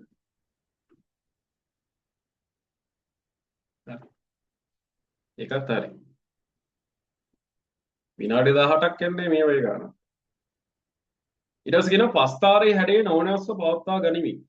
එය ඛණ්ඩාංග තලයේ මත ඒකක 5කින් ඉහළට විස්ථාපනය කළහොත් ලැබෙන පස්තාරේ අවම ලක්ෂය ඛණ්ඩාංක ලියා අදාළ වර්ගජ ශ්‍රිතය ඔන්න ඔය අසුරෙන් ලියන්න කියලා කියනවා. එතකොට බලන්න දැන් අවම ලක්ෂයේ ඛණ්ඩාංගය කොහොමද වාගන්නේ? ඒකක 5ක් ඉහළට විස්ථාපනය වෙනවා. ඒකක 5ක් ඉහළට විස්ථාපනය කරනවා කියලා කියන්නේ දැනට තියෙන අවම ලක්ෂය අපි ගත්තොත් ඍණ 1 ඍණ 3 නේද? ඍණ 1 ඍණ 3 නේ. එතකොට මේකේ මේ ඍණ 3ට තමයි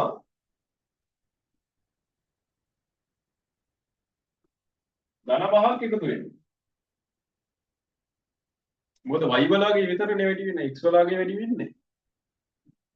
වෙනසක් එන්නේ වැඩි වෙන්නේ නෙමෙයි වෙනසක්. ඒතර මෙතන අධිකයි. ඒ කියන්නේ අලුත් අවම ලක්ෂය නව අවම ලක්ෂය. ඒවා ලියන්න ඕනේ. දැන් මේ උදේ එක ලියුවොත් මේක ලියුවොත් ඒක පරණ එක නව අවම ලක්ෂය කියලා ලියන්න. නව අවම ලක්ෂය නෝ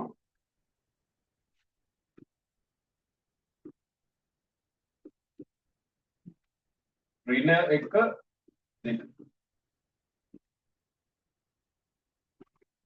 ඊට පස්සේ අපිට ওই ආකාරයෙන් ලියද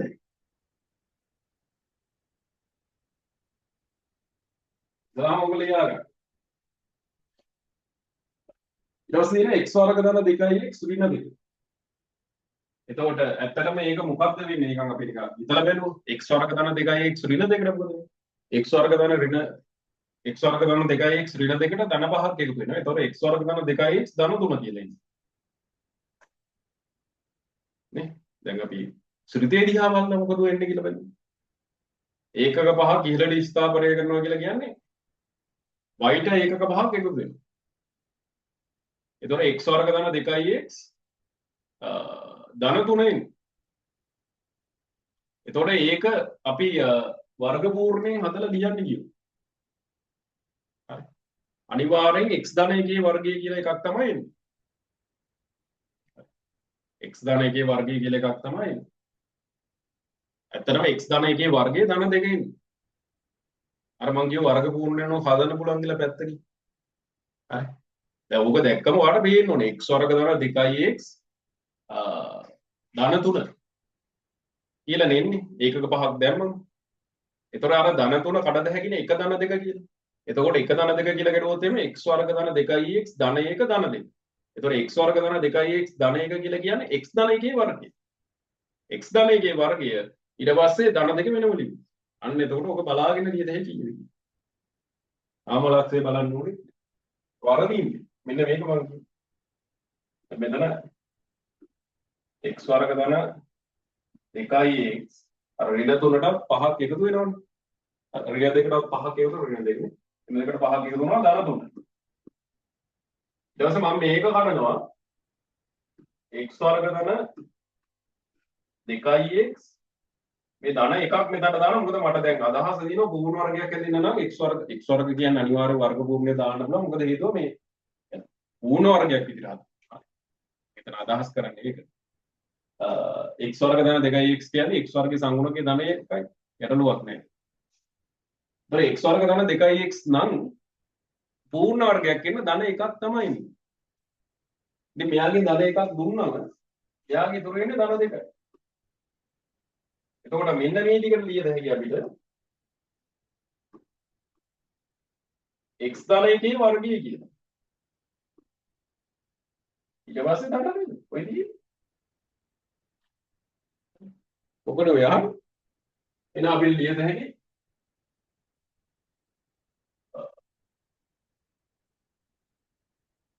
x ධන b වල වර්ගය y සමානයි x ධන b වල වර්ගය ධන q. එන අපි ලියද හැකි එම නිසා y සමානයි මෙයාව ඇත්තටම ඍණ කළානේ දාන්නේ. මෙයාව ඍණ කළා තමයි අතට දාන්නේ. එතකොට ධන එක වෙනවා ඍණ එක. ධන එකේ වර්ගය. ධන මෙයාගේ එහෙමම q ට තමයි. දැන් ඔගේ x ධන b වල වර්ගය ධන q විදිහට දෙන්නත් පුළුවන්. x ධන b වල වර්ගය ධන c විදිහට දෙන්න පුළුවන්. නැත්නම් x ධන a වල වර්ගය ධන b විදිහට දෙන්න පුළුවන්. කැමති විදියක් ඔය ආකෘතියට තියෙනවා. හරි. එහෙනම් අපි ලියද එම නිසා b සමානයි 1 සහ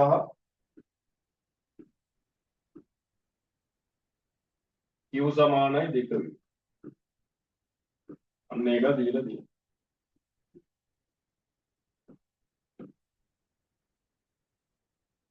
පැහැදිලි? ගණන් හදලා පුරුදු වුණා ඕවා. තේරෙයි. බලන්නගේ ප්‍රශ්න දෙකටම පොඩි හිතාවක් පොඩි කාලයක් ගියේ. ඉක්මනින් හදන්න පුළුවන්. හරි. හොඳට බලන්න. හරි. තරකයෙන් හිතන්න. right. බුදුවා හිතර විදිය එතනදී වා හරි. මොකක් හරි හොඳ ක්‍රමවේදයකින් වා හිතලා හරි උත්තරේ ගන්නවා නම් හරි. පීවර ලියන්න ඕනේ. මේවා එහෙම ලියන්න එපා. පේපර් එකේ මොකද මේ අවමලක්ෂය දිහා බලලා ලියන්න තියෙන්නේ. ඉතින් එකපාරට එහෙම හිතෙන්නේ නැත්නම් මෙයාව ඍණ කළා මෙයාව ඍණෙන් වැඩි කළා මෙතන දානවා කියලා හිතෙන්නේ නැත්නම් හොඳම දේ තමයි අරම හිතන එක. right.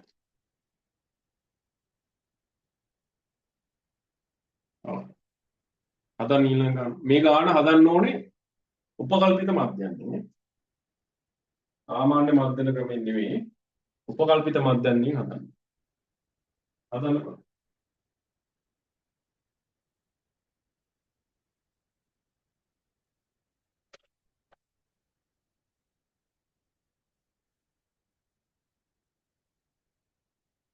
පොඩ පන්ති ප්‍රාන්තරයේ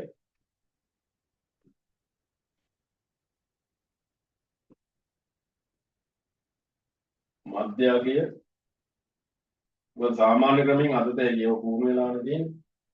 ඊට පස්සේ අපගමනය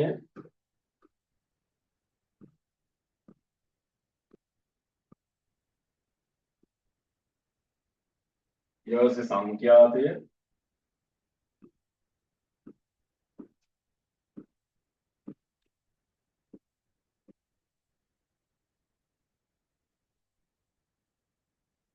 ඊට පස්සේ F වැඩි කිරීම D.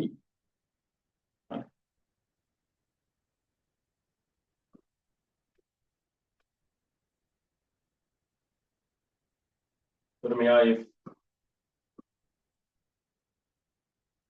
මෙයා D මෙයා X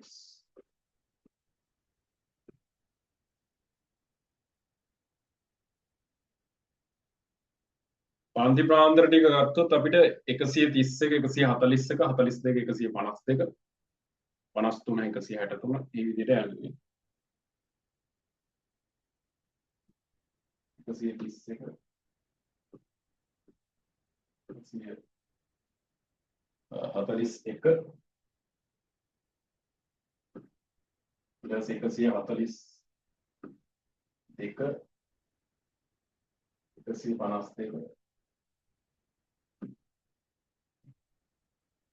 ඊට පස්සේ 142 152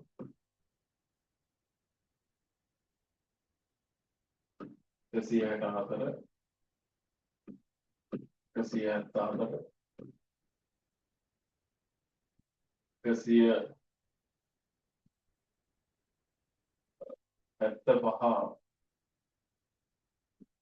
164 174 175 185 186 196 186 197 2207 207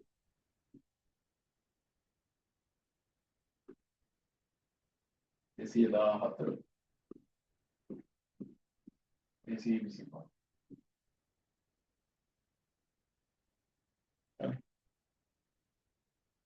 එතනදී 208 218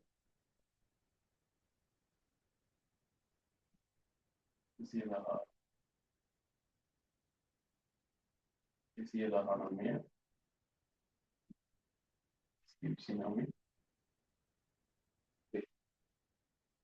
හරි සංඛ්‍යාතය ලියන්න ඕනේ සංඛ්‍යාතය එනවා අපිට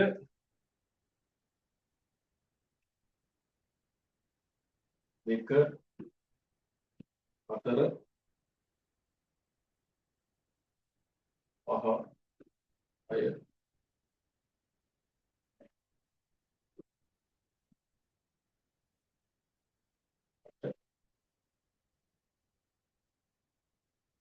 6 5 4 3 3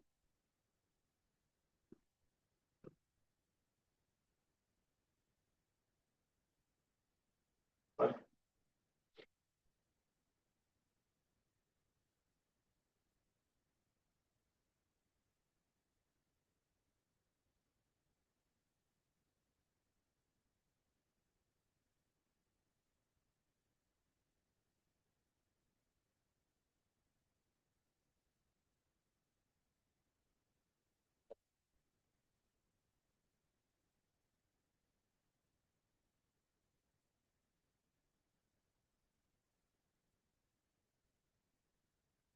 පහ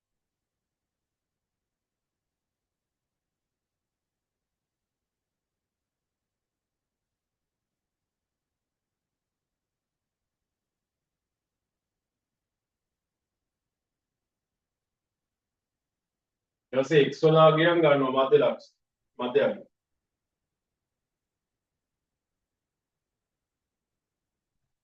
131 141යි මැද සාමාන්‍ය විදිහට හදන්න පුළුවන් ප්‍රශ්නයක් නෑ මධ්‍යයෙන් හදන්න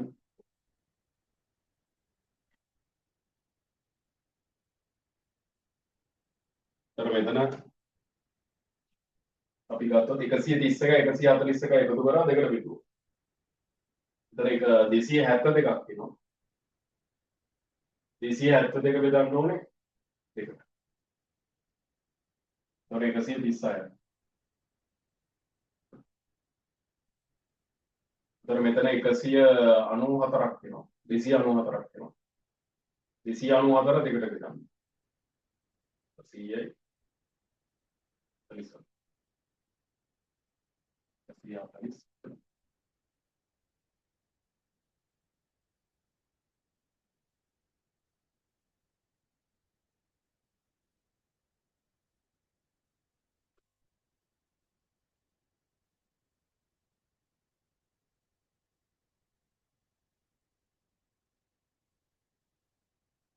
ඊට පස්සේ අපිට එනවා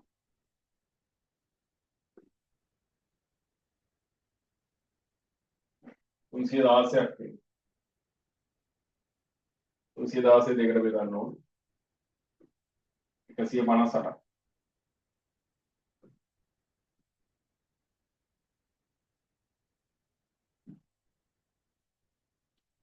එතකොට මේ දෙන්න අතර පරතරය 11යි, මේ දෙන්න අතර පරතරය 11යි, මේ දෙන්න අතර පරතරය 11යි. 169. තව 11ක් දැම්මම 180.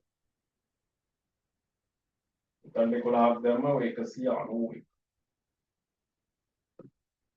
ඉතින් 11ක් දැම්මම 202. 10ක් දැම්මම 201යි.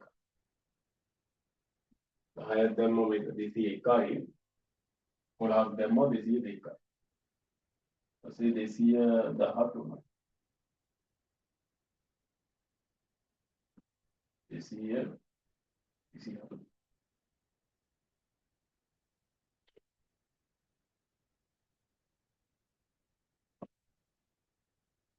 right. පොඩ්ඩක් දීර්ඝයි.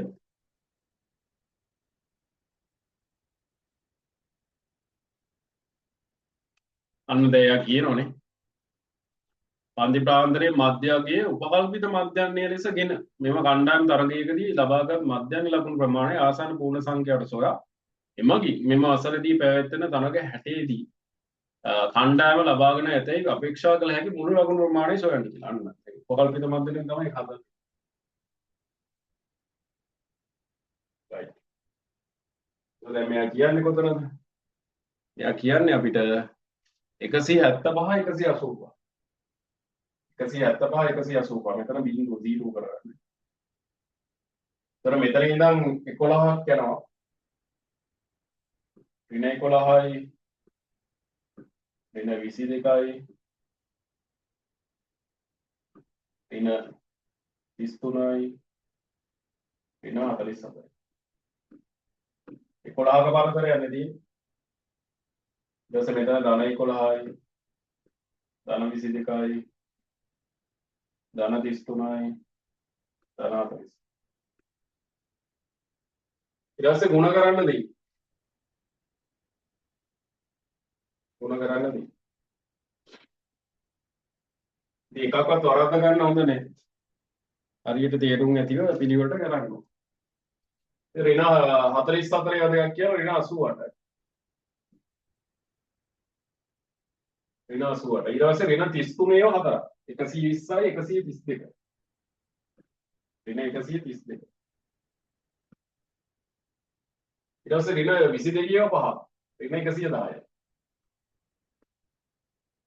අර මේ ටික ලියද්දිත් එක ස්ථානයක් 10 ස්ථානයක් 100 ස්ථානයක් පිළිවෙලට ලියන්න. එතකොට එකතු කරගන්න ලීසි පැත්තේ. ඊට පස්සේ ඍණ 11 වරක් 6 66. ඍණ 66. ඊට පස්සේ බිංදුවේ 8ක් බිංදුව. 11 වරක් 5 55. 22 ඒවා 4ක් 88. 33 ඒවා 3ක් 99.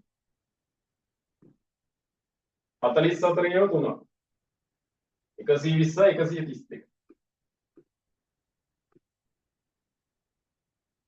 හරි.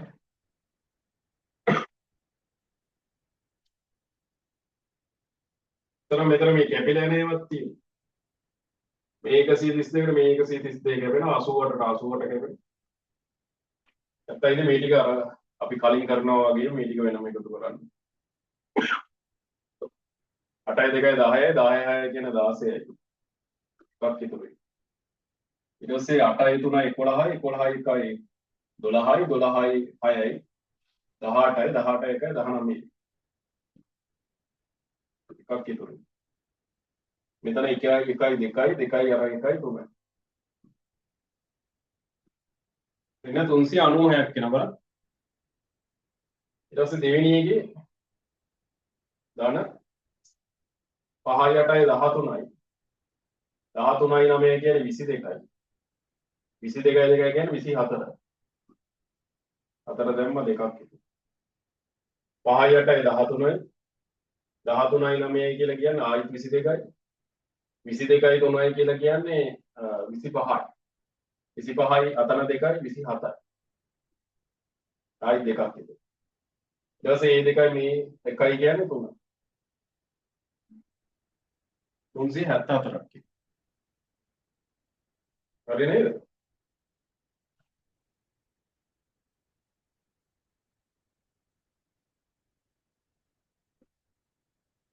ඒතර එදා සිග්මා F වලගේ බලන්න ක්‍රිකට් කණ්ඩායම පසුගිය වසරේ ක්‍රීඩා කළ තරඟ 40කදී 40ක් තියෙනවා. හරියට බලන්න මේ දීලා තියෙන සංඛ්‍යාතයේ තියෙන. අමරක් ගණන් වල වෙනස් වලියන් දෙනවා.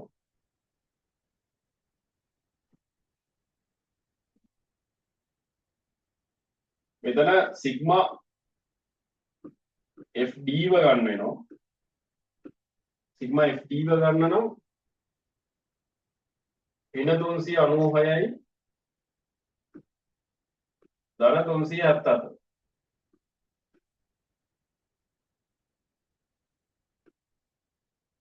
එතකොට මේ දෙන්න සුළු වෙනවා ඍණනේ මෙයාන වැඩි.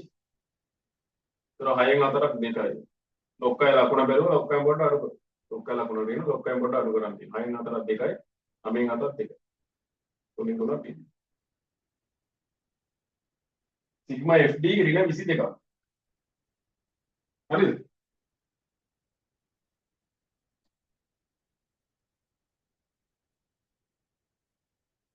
හරි.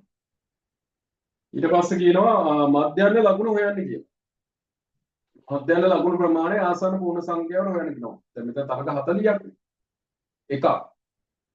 එතකොට උපකල්පිත මධ්‍යස්ථයේ ගත්තේ අපි කීයද කියලා බලන්න. එයානේ වීඩ සින්දුව කරගත්ත. එතකොට 0 කරගත්ත. ඔර 180. මධ්‍යස්ථිය තමයි ගන්නෙ. හැමතිස්සෙම. එතකොට මේ වගුවම හැදෙන්න ඕනේ. මේ ගොඩක් තියෙන ගොඩා කරනවා.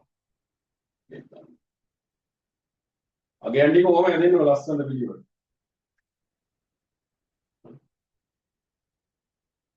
ඒතර හැම එකේදීම වෙන මුකුත් ඔගේ ලියන්න අවශ්‍ය නැහැ. ওই ටිකම තමයි ඉන්නේ අපි උපකල්පිත මධ්‍යන කියන්නේ. පන්ති ප්‍රාන්තරයේ මධ්‍ය අගය අපගමනීය සංඛ්‍යාතිය පිළිගන්න. කිසි දෙයක් ලියන්න ඕනේ.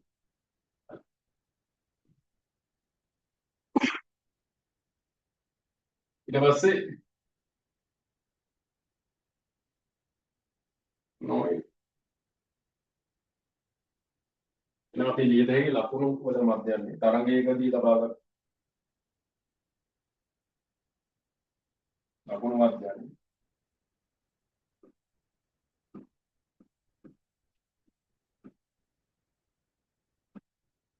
සමරක් ගණන් වල මේ මාත පන්තියම හොයන්න කියනවා.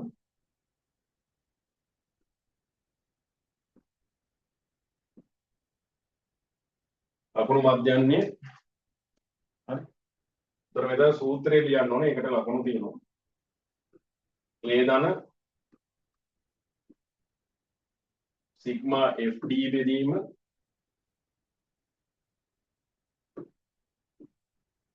Sigma F. ඒතර ඒ වලාගේ 180යි නේද? ඔය 180. ඊට පස්සේ මෙතන එනවා ඍණ 22ක්. ඍණ 22 තමයි 40ට බෙදන්නේ. හරි. එතකොට 22 40න් බෙදන්න ඕනේ. කොහොමද? එතකොට දෙකෙන් කැපුවොත් එහෙම මෙතන 11යි මෙතන 20යි. ඒ කියන්නේ 0.5යි 5යි. මොකද දෙකෙන් බෙදුවොත් එහෙම ඉන්නේ 5.5යි. right 5.5යි. ඒක දශම ස්ථානයේ පන්නනවා 0.5යි. එතකොට 180 එකතු කිරීම මෙතන ඍණ 0.5යි.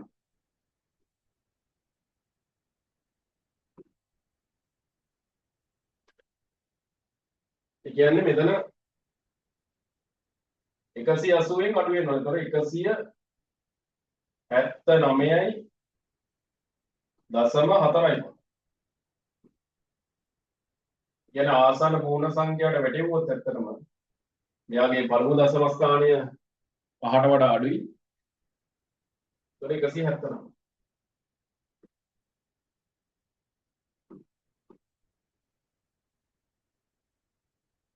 179.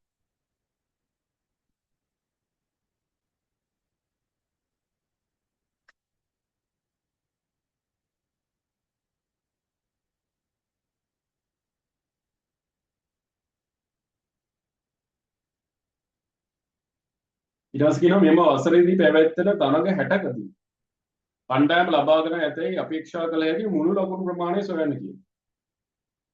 ඉතින් මේක එක තරගයක්. ඉතින් මේක 60 තිබුණා.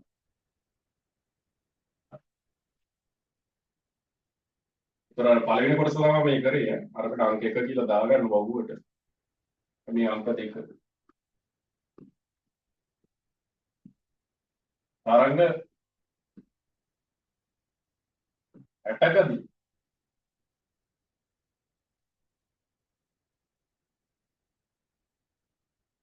ලබාගත හැකි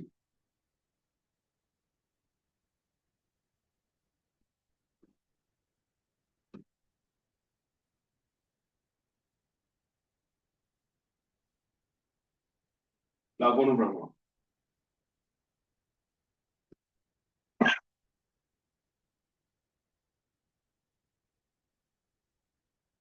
ඒතර 179ක් කියන්නේ එක තරගයක්. එක තරගයක්. ඒතර යා වැඩි කරන්න ඕනේ 60.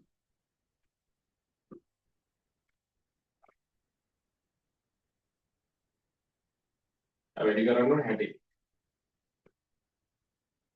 ඒතර 179 අයින් ගුණ කරමු. අපිට එනවා 6 54න් 4 දැම්මා 5ක් ඉතුරු. ඊට පස්සේ 6 වරක් 7 42යි 42යි 5යි කියන්නේ 47යි. 4ක් ඉතුරු. 6 වරක් 1 6යි 4යි 10යි. ඒක වෙනවා අපිට 1074ක්. අගට බිඳුවක් දානවා. 10740ක්.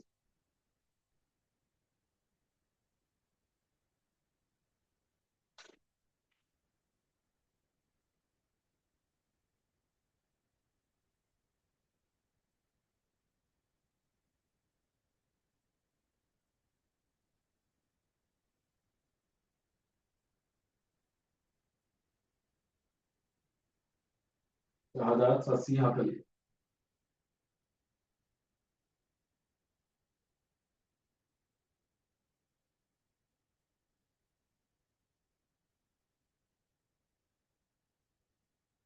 right.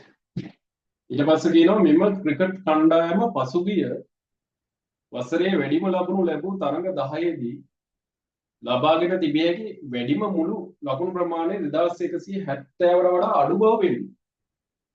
මොකක්ද මේ කියන්නේ? උදයා කියන්නේ වසරේ වැඩිම ලකුණු ලැබූ තරඟ 10දී. එතකොට දැන් තරඟ 10 බලන්න 1 2 3 4 5 6 7 8 9. sorry. 9ක් තියෙනවා. වැඩිම ලකුණු ලැබූ තරඟ 10දී තිබිය හැකි වැඩිම මුළු ලකුණු ප්‍රමාණය 2170කට වඩා අඩු බව වෙනවා. දැන් බලන්න අපිට මේ පන්ති ප්‍රාන්තර කඩලා දීලා තියෙනවා 9ක්. 9ක් කඩලා දීලා තියෙනවා ඒ තරඟ 40කට හරියන. තරඟ 40කට හරියන. එතකොට අපි දැන් මෙතන ගන්න ඕනේ වැඩිම ලකුණු ලැබූ තරඟ 10නේ. එතකොට මෙතන අඩු මේ යට ඉඳන්ම එන්න ඕනේ.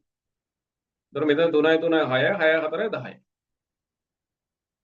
එතකොට මෙන්න මේ තුන තමයි අපිට ගන්න වෙන්නේ. වැඩිම ලකුණු ලැබූ 10 කියන්නේ මෙන්න මේ තුන. දැන් මේකෙත් මෙයා කියන්නේ තිබිය හැකි වැඩිම ලකුණු ප්‍රමාණය. ඉතින් මේ පන්ති ප්‍රාන්තර තුනනේ. එතකොට මේ පන්ති ප්‍රාන්තර තුනෙන් අපි බලන්න ඕනේ ඇත්තටම වැඩිම ලකුණ මොනවද කියලා. දැන් අවම ප්‍රමාණය නම් අවම ලකුණ බලන්න ඕනේ. මේ පන්ති ප්‍රාන්තර හැම එකේ. ඒ අවම ලකුණෙන් අර අදාළ තනක ප්‍රමාණය ගුණ කරන්න ඕනේ. දැවතනාන්නේ වැඩිම මුළු ලකුණ ප්‍රමාණයනේ. එහෙනම් වැඩිම ලකුණ බලන්න ඕනේ පන්ති ප්‍රාන්තරේ. එයාව අර තරඟ ප්‍රමාණයෙන් ගුණ කරන්න. එතකොට මෙතන වැඩිම ලකුණ 200 ඉතල පන්ති ප්‍රාන්තරේ කියවන හැටි තේරුම් ගන්න ඕනේ. මෙතන 197න් පටන් අරගෙන 207න් ඉවර වෙලා පටන් ගන්න 208න්. මෙතන ඉවර වෙන්නේ 190න්. ඒ කියන්නේ 197 අනිවාර්යෙන් ඉන්නවා. 207ත් අනිවාර්යෙන් ඉන්නවා. මේ දෙක අතර ටිකක් අනිවාර්යෙන් තියෙනවා.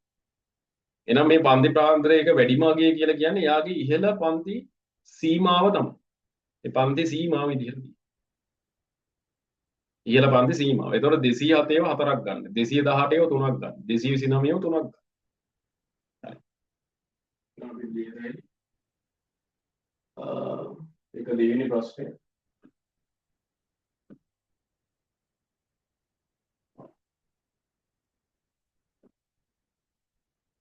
එතකොට අපි ගුණකරන ටික පින්නමු 207ව 4යි. 207ව 4යි.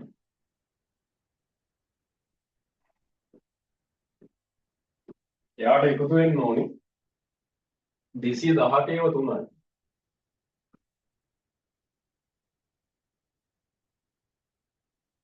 එයාට එකතු වෙන්න ඕනේ 229ව 3යි. 229ව 3යි.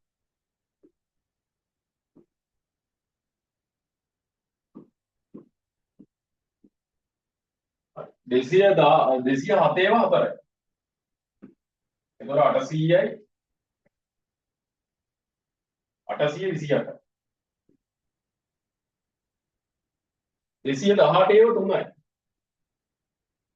600යි 654.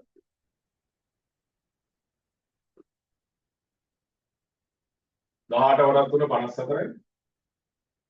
හරි. එතකොට 654. 229ව 3යි. 600යි 660යි 600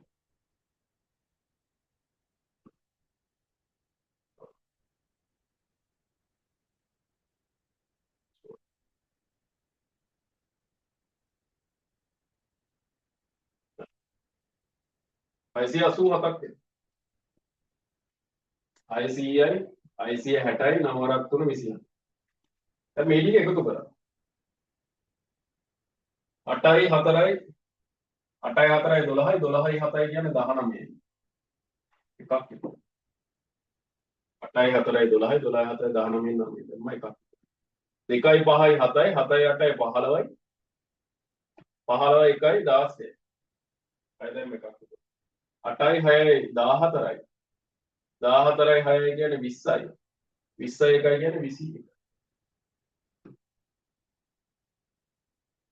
හරි.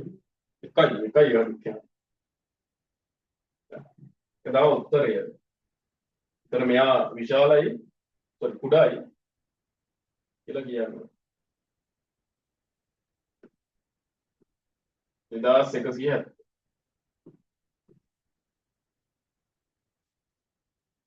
අච්චර. හරියට ඇදුවොත් හරි උත්තරේ.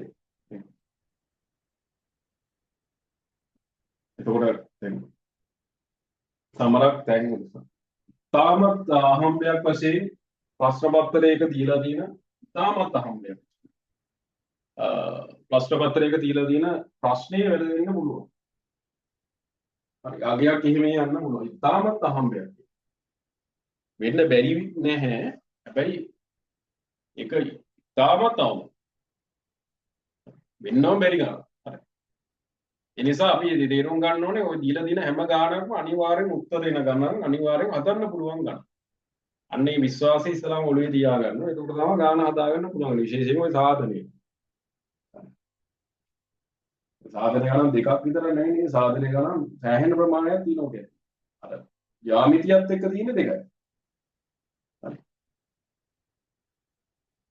දැන් මෙතන බව පෙන්වන්න කියන්නේ. හරි. හතරවෙනි එකත් හදන්න.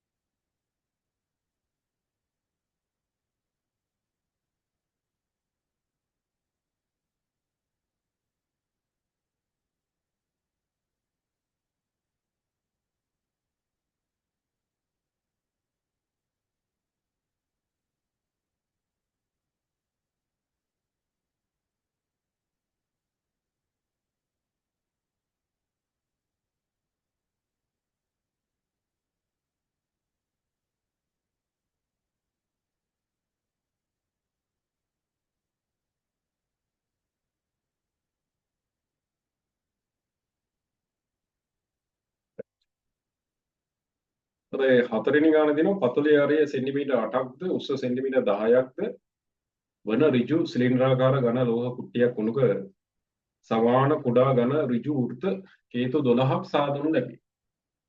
එම කේතුවක උස සෙන්ටිමීටර් 6ක් වේ. මෙසේ සෑදීමේදී ලෝහ 125.6 ඝන සෙන්ටිමීටර් පරිමාවක් අපතේ. ඔය වගේ ගානක් තමයි දෙන්නවා. අර කලින් හදන ගණන් ඔක්කොම හිතලා කරන ගණන් කියන්නේ. ලෝහ අපතේ යනවනේ අනිවාර්යයෙන්. ඒකේ කියනවා නොසලකා හරින්න කියලා. අපතේ යන ප්‍රමාණය නොසලකා හරින්න කියනවා. අර අපි කලින් හදපු හැම ගානකම එහෙම. ඊට පස්සේ මෙයා කියනවා සිලින්ඩරාකාර ලෝහ කුට්ටියේ පරිමාව ගණනය කරන්න කියලා. එතකොට මෙයා කියන්නේ පතුලේ අරේ 8යි උස 10යි. ඍජු වෘත්ත සිලින්ඩරාකාර ඝන ලෝහ කුට්ටියක් උණු කරනවා.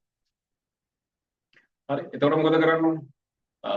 සිලින්ඩරේ පරිමාව සමානයි කියලා ලිව්වා. πr වර්ගය කියලා දැම්මා. ආදේශ කරා අගය ගත්තා. එතකොට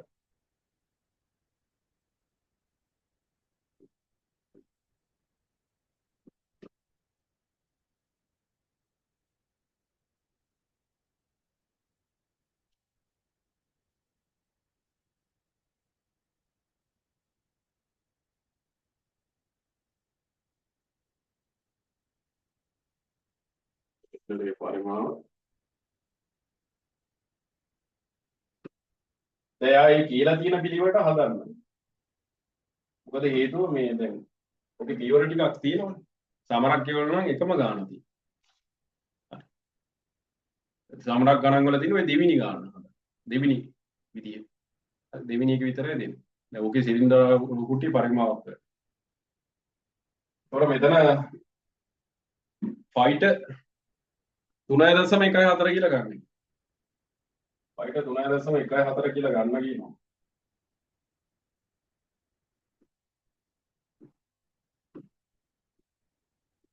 ඊට පස්සේ R වර්ගය කියද්දි උතන සුළු වෙන්නේ නැහැ නේ. ඉතින් 8 වර්ගය කියලා ලියන්නේ. සුළු වෙන්නේ නැති නිසා. කැපෙනේව නැහැ. ඊට පස්සේ H වලාගේ 10. H වලාගේ 10. එතකොට මෙතන එනවා 3.14 වැඩි කිරීම 64 වැඩි කිරීම 10. ඉතින් 314 64න් ගුණ කරලා හරි. ඒක 10න් ගුණ කළා දශම ස්ථාන දෙකක් පන්නනවා මම.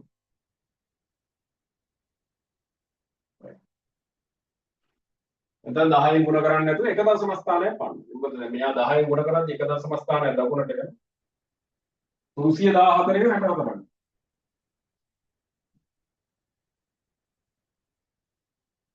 තුන්සිය 14 ඒවා 64. ඒකට මෙතන 4ක් 4 16න් 6න් එකක් ඉතුරුයි. 4ක් 1 4යි 1 5යි. 4ක් 3 12යි. 6 වරක් 4 24න් 4 දැම්ම දෙකක් ඉතුරුයි. 6 වරක් 1 6යි 2 8යි. 6 වරක් 3 18. හරි.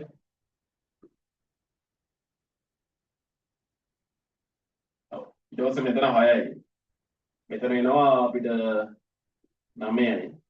බිඳුවයි. බිඳුවයි. හරි. 6යි 9යි 8යි 2 10යි බිඳුව දැම්ම එකක් ඉතුරුයි. 1යි 8යි අර 1 කියන්නේ 10යි. ආයි බිඳුව දැම්ම එකක් ඉතුරුයි. 2. එතකොට මෙතනට මෙයාව 10න් ගුණ කරොත් අපිට එනවා ඔන්න ඔය අගය 2,960ක් එනවා. එතන දැන් මම මොකද කරේ? 314 64න් ගුණ කළා ආයි 10න් ගුණ කළා. 314 64න් ගුණ කරාම 20096. ඒක 10න් ගුණ කරාම 2,960යි. දැන් දශම ස්ථාන දෙකක් තියන්න. දශම ස්ථාන දෙකක් ලියුවම 2009.6යි.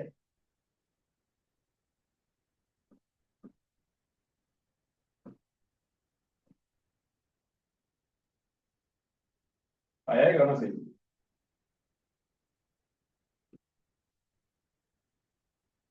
හරි. ඊට පස්සේ කියනවා සාදනු ලබන කේතුවක පරිමාව සොයා එම කේතුවක පතුලේ අරගෙන r වර්ග සමාන 157 යට 6.2 මගින් දෙනු ලබන බව පෙන්වනවා.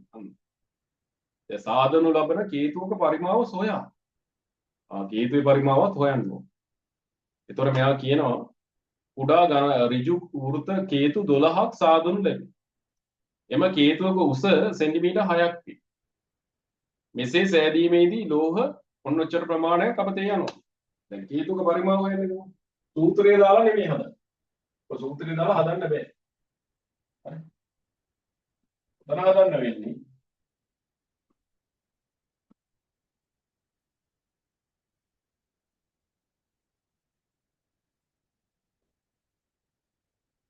දෙවෙනි කොටසේදී. දැන් ඔක්කොම තියෙන්නේ 2906යි. 2906න් 9.6න් sorry 2009.6න් අඩු කරන්න ඕනේ 125.6 කර අපතේ යන ටික අයින් කරන්න ඕනේ 125.6 right එතකොට 2009.6න් 125.6ක් අඩු කරන්න. ඇයි ඒ? අපතේ යන ටික අඩු කරාම අපිට එනවා සම්පූර්ණයෙන්ම අර කේතු 9 පරිමාව කොච්චරද? මොකද අපතේ ටික අයින් කරාට පස්සේ ඉන්නේ කේතු 9 පරිමාව. හරි. කේතු 12. කේතු 12. 12ක් සාදා ගන්නවා කියලා කියන්නේ. සිලින්ඩාකාර ලෝහ කුට්ටිය උණු කර සමාන කුඩා ඝන ඍජු වෘත්ත කේතු 12ක් හදනවා. එතකොට අර අපතේ දීප ප්‍රමාණය අඩු කරාම මේ ඉන්නේ කේතු 12 පරිමාව. ඒක 12න් බෙදන්න.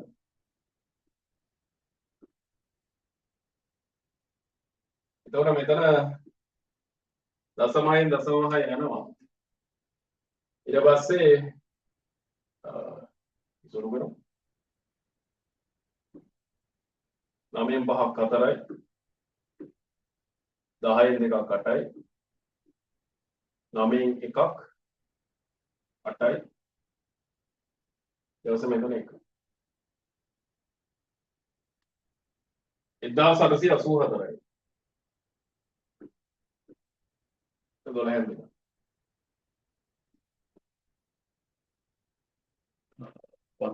පරිමාව සොයා 1884 නේ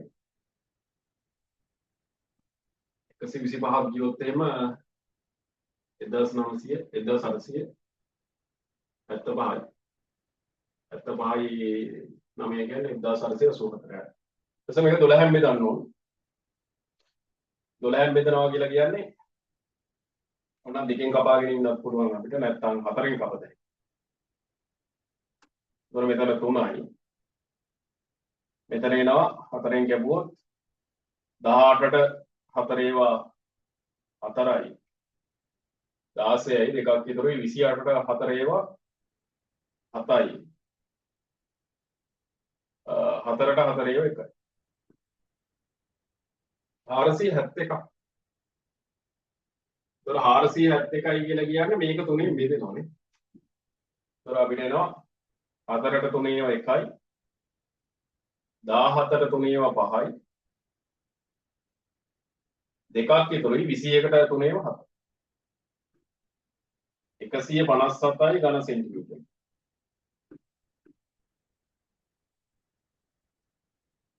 හරිනේ ඉන්නවනේ 157. ඊට පස්සේ කියනවා මේ r වර්ගය කියන එක 157ට 6.2යට බව පෙන්වන්න කියලා. ඒකත් මම හදලා එන අපේ ලියදායකි එම නිසා හේතුක පරිමාව වෙන සූත්‍රය මොකක්ද? 3න් 1යි πr වර්ග h. හරි. ඒ කියන්නේ සිලින්ඩරයක් හදාගෙන අරයම තියෙන උස වෙච්ච සිලින්ඩරයක් හැදුවට පස්සේ ඒක තුනකට කැඩුවොත් ඒ තුනෙන් එකක් තමයි හේතුක පරිමාව වෙන්නේ. ඒක සිලින්ඩරයකින් තමයි හේතුවක් හදන්නේ. පතුළු සමචතුරස්‍රාකාර පිරමීඩයක් හදාගන්නේ අපි ඝන කාභයෙන්. ඒක මෙතන 157යි.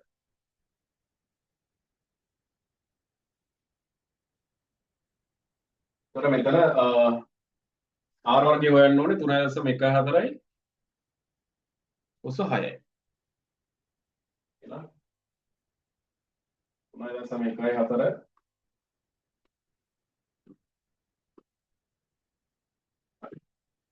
ඊට පස්සේ වැඩි කිරීම r වර්ග y කියන්නේ 3.14 ඊට පස්සේ h කියන්නේ 6යි. එතන 157. ඉතින් 3ට 3 ඒව 1යි 6ට 3 ඒව 2යි 3.14 ඒව දෙකක් කියන්නේ 6.28ක් වෙනවා. ඒක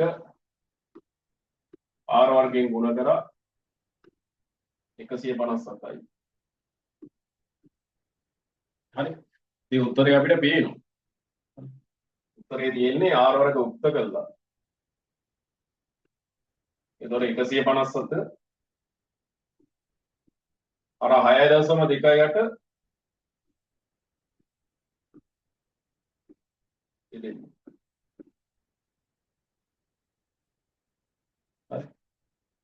හරි 6.28 මෙතන.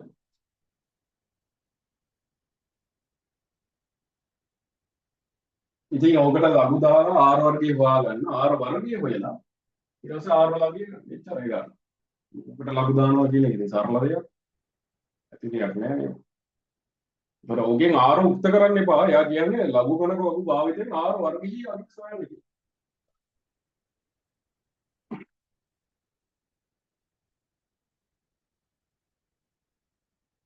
එතකොට මේකටම ලඝු දැම්මොත් ඉතුරු ටික හදන්න නේද? මෙතනට එලජී දාන්න වෙනවා. 157 යට 6.28 ප්‍රකාශනයේ ලියලා ඊට පස්සේ ලඝු දාන්න. නැවත ප්‍රකාශනයේ ලියලා මම මේක බලාගෙන ලඝු දැම්මා. ඊට පස්සේ මේකේ ලඝු කඩන්න ඕනේ.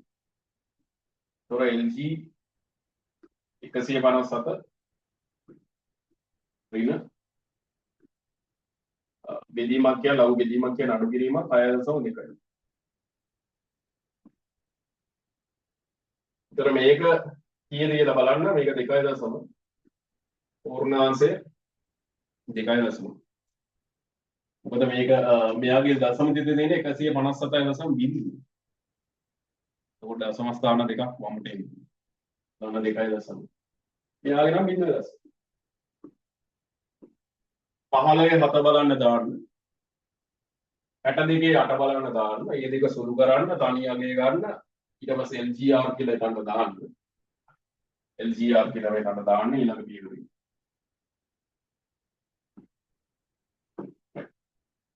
ඊට පස්සේ R අරගෙන ඇන්ඩිලොග් ගන්න R වර්ගය වෙනවා R වර්ගය අරගෙන ඇන්ඩිලොග් බලන්න ඊට පස්සේ R වර්ගය අගේ ගන්න ඒතකොට ඔය ටික ඉතුරු ටික කරන්න ඔය ප්‍රශ්න පත්‍රේ මීටින් එකක් තියෙනවට නමේට නිසා මම මෙතනින් අවසන් කරන්න බ්‍රහස්පතින්දා අපි හිතනම් වැඩි වෙයි බොහෝ දුරට බ්‍රහස්පතින්දා අපි උදේවරුවක් කරන්න බලමු හරි උදේ ඉඳන් අපි මේකේ පේපර් එක ඉවර කරලා දාමු ඒක සමස්ත පේපරේම කරන්න කරලා දිනනවා නම් නැවත හිතන්න නැවත බලන්න පටු කොළ ටිකක් හරි අරගෙන කරලා දිනනවා නම් පටු කොළ ටිකක් හරි අරගෙන නැවත හදලා බලන්න කොච්චර වේගවත්ව ඔයාලට හදන්න පුළුවන්ද වේගවත් භාවයත් ඕනේ බුද්ධිමත් භාවයත් ඕනේ ඔය දෙකම ඕනේ වේගවත් වෙලා විතරක් මදි බුද්ධිමත් වෙන්නත් ඕනේ බුද්ධිමත් වෙලත් මදි වේගවත් වෙන්නත් ඕනේ right අනිත් සබ්ජෙක්ට් ටිකත් හොඳට බලලා මේ ඉතුරු කාලෙත් මහන්සි වෙන පෙබරවාරි 14 නේ පටන් ගන්න. බ්‍රහස්පතින්දා උදේ අපි ක්ලාස් එකක් දානවා නම් මේ මම දැනුවත් කරන්න හිටියේ. ඒකනම් පේපර් එක කරන්න. කළා ඉතින් මට ඒවා නීති කරපු දේවල්. ඒකේන ඊට පස්සේ යන්න යමුට. හරි. වැඩි ටික මහන්සලා කරන්න.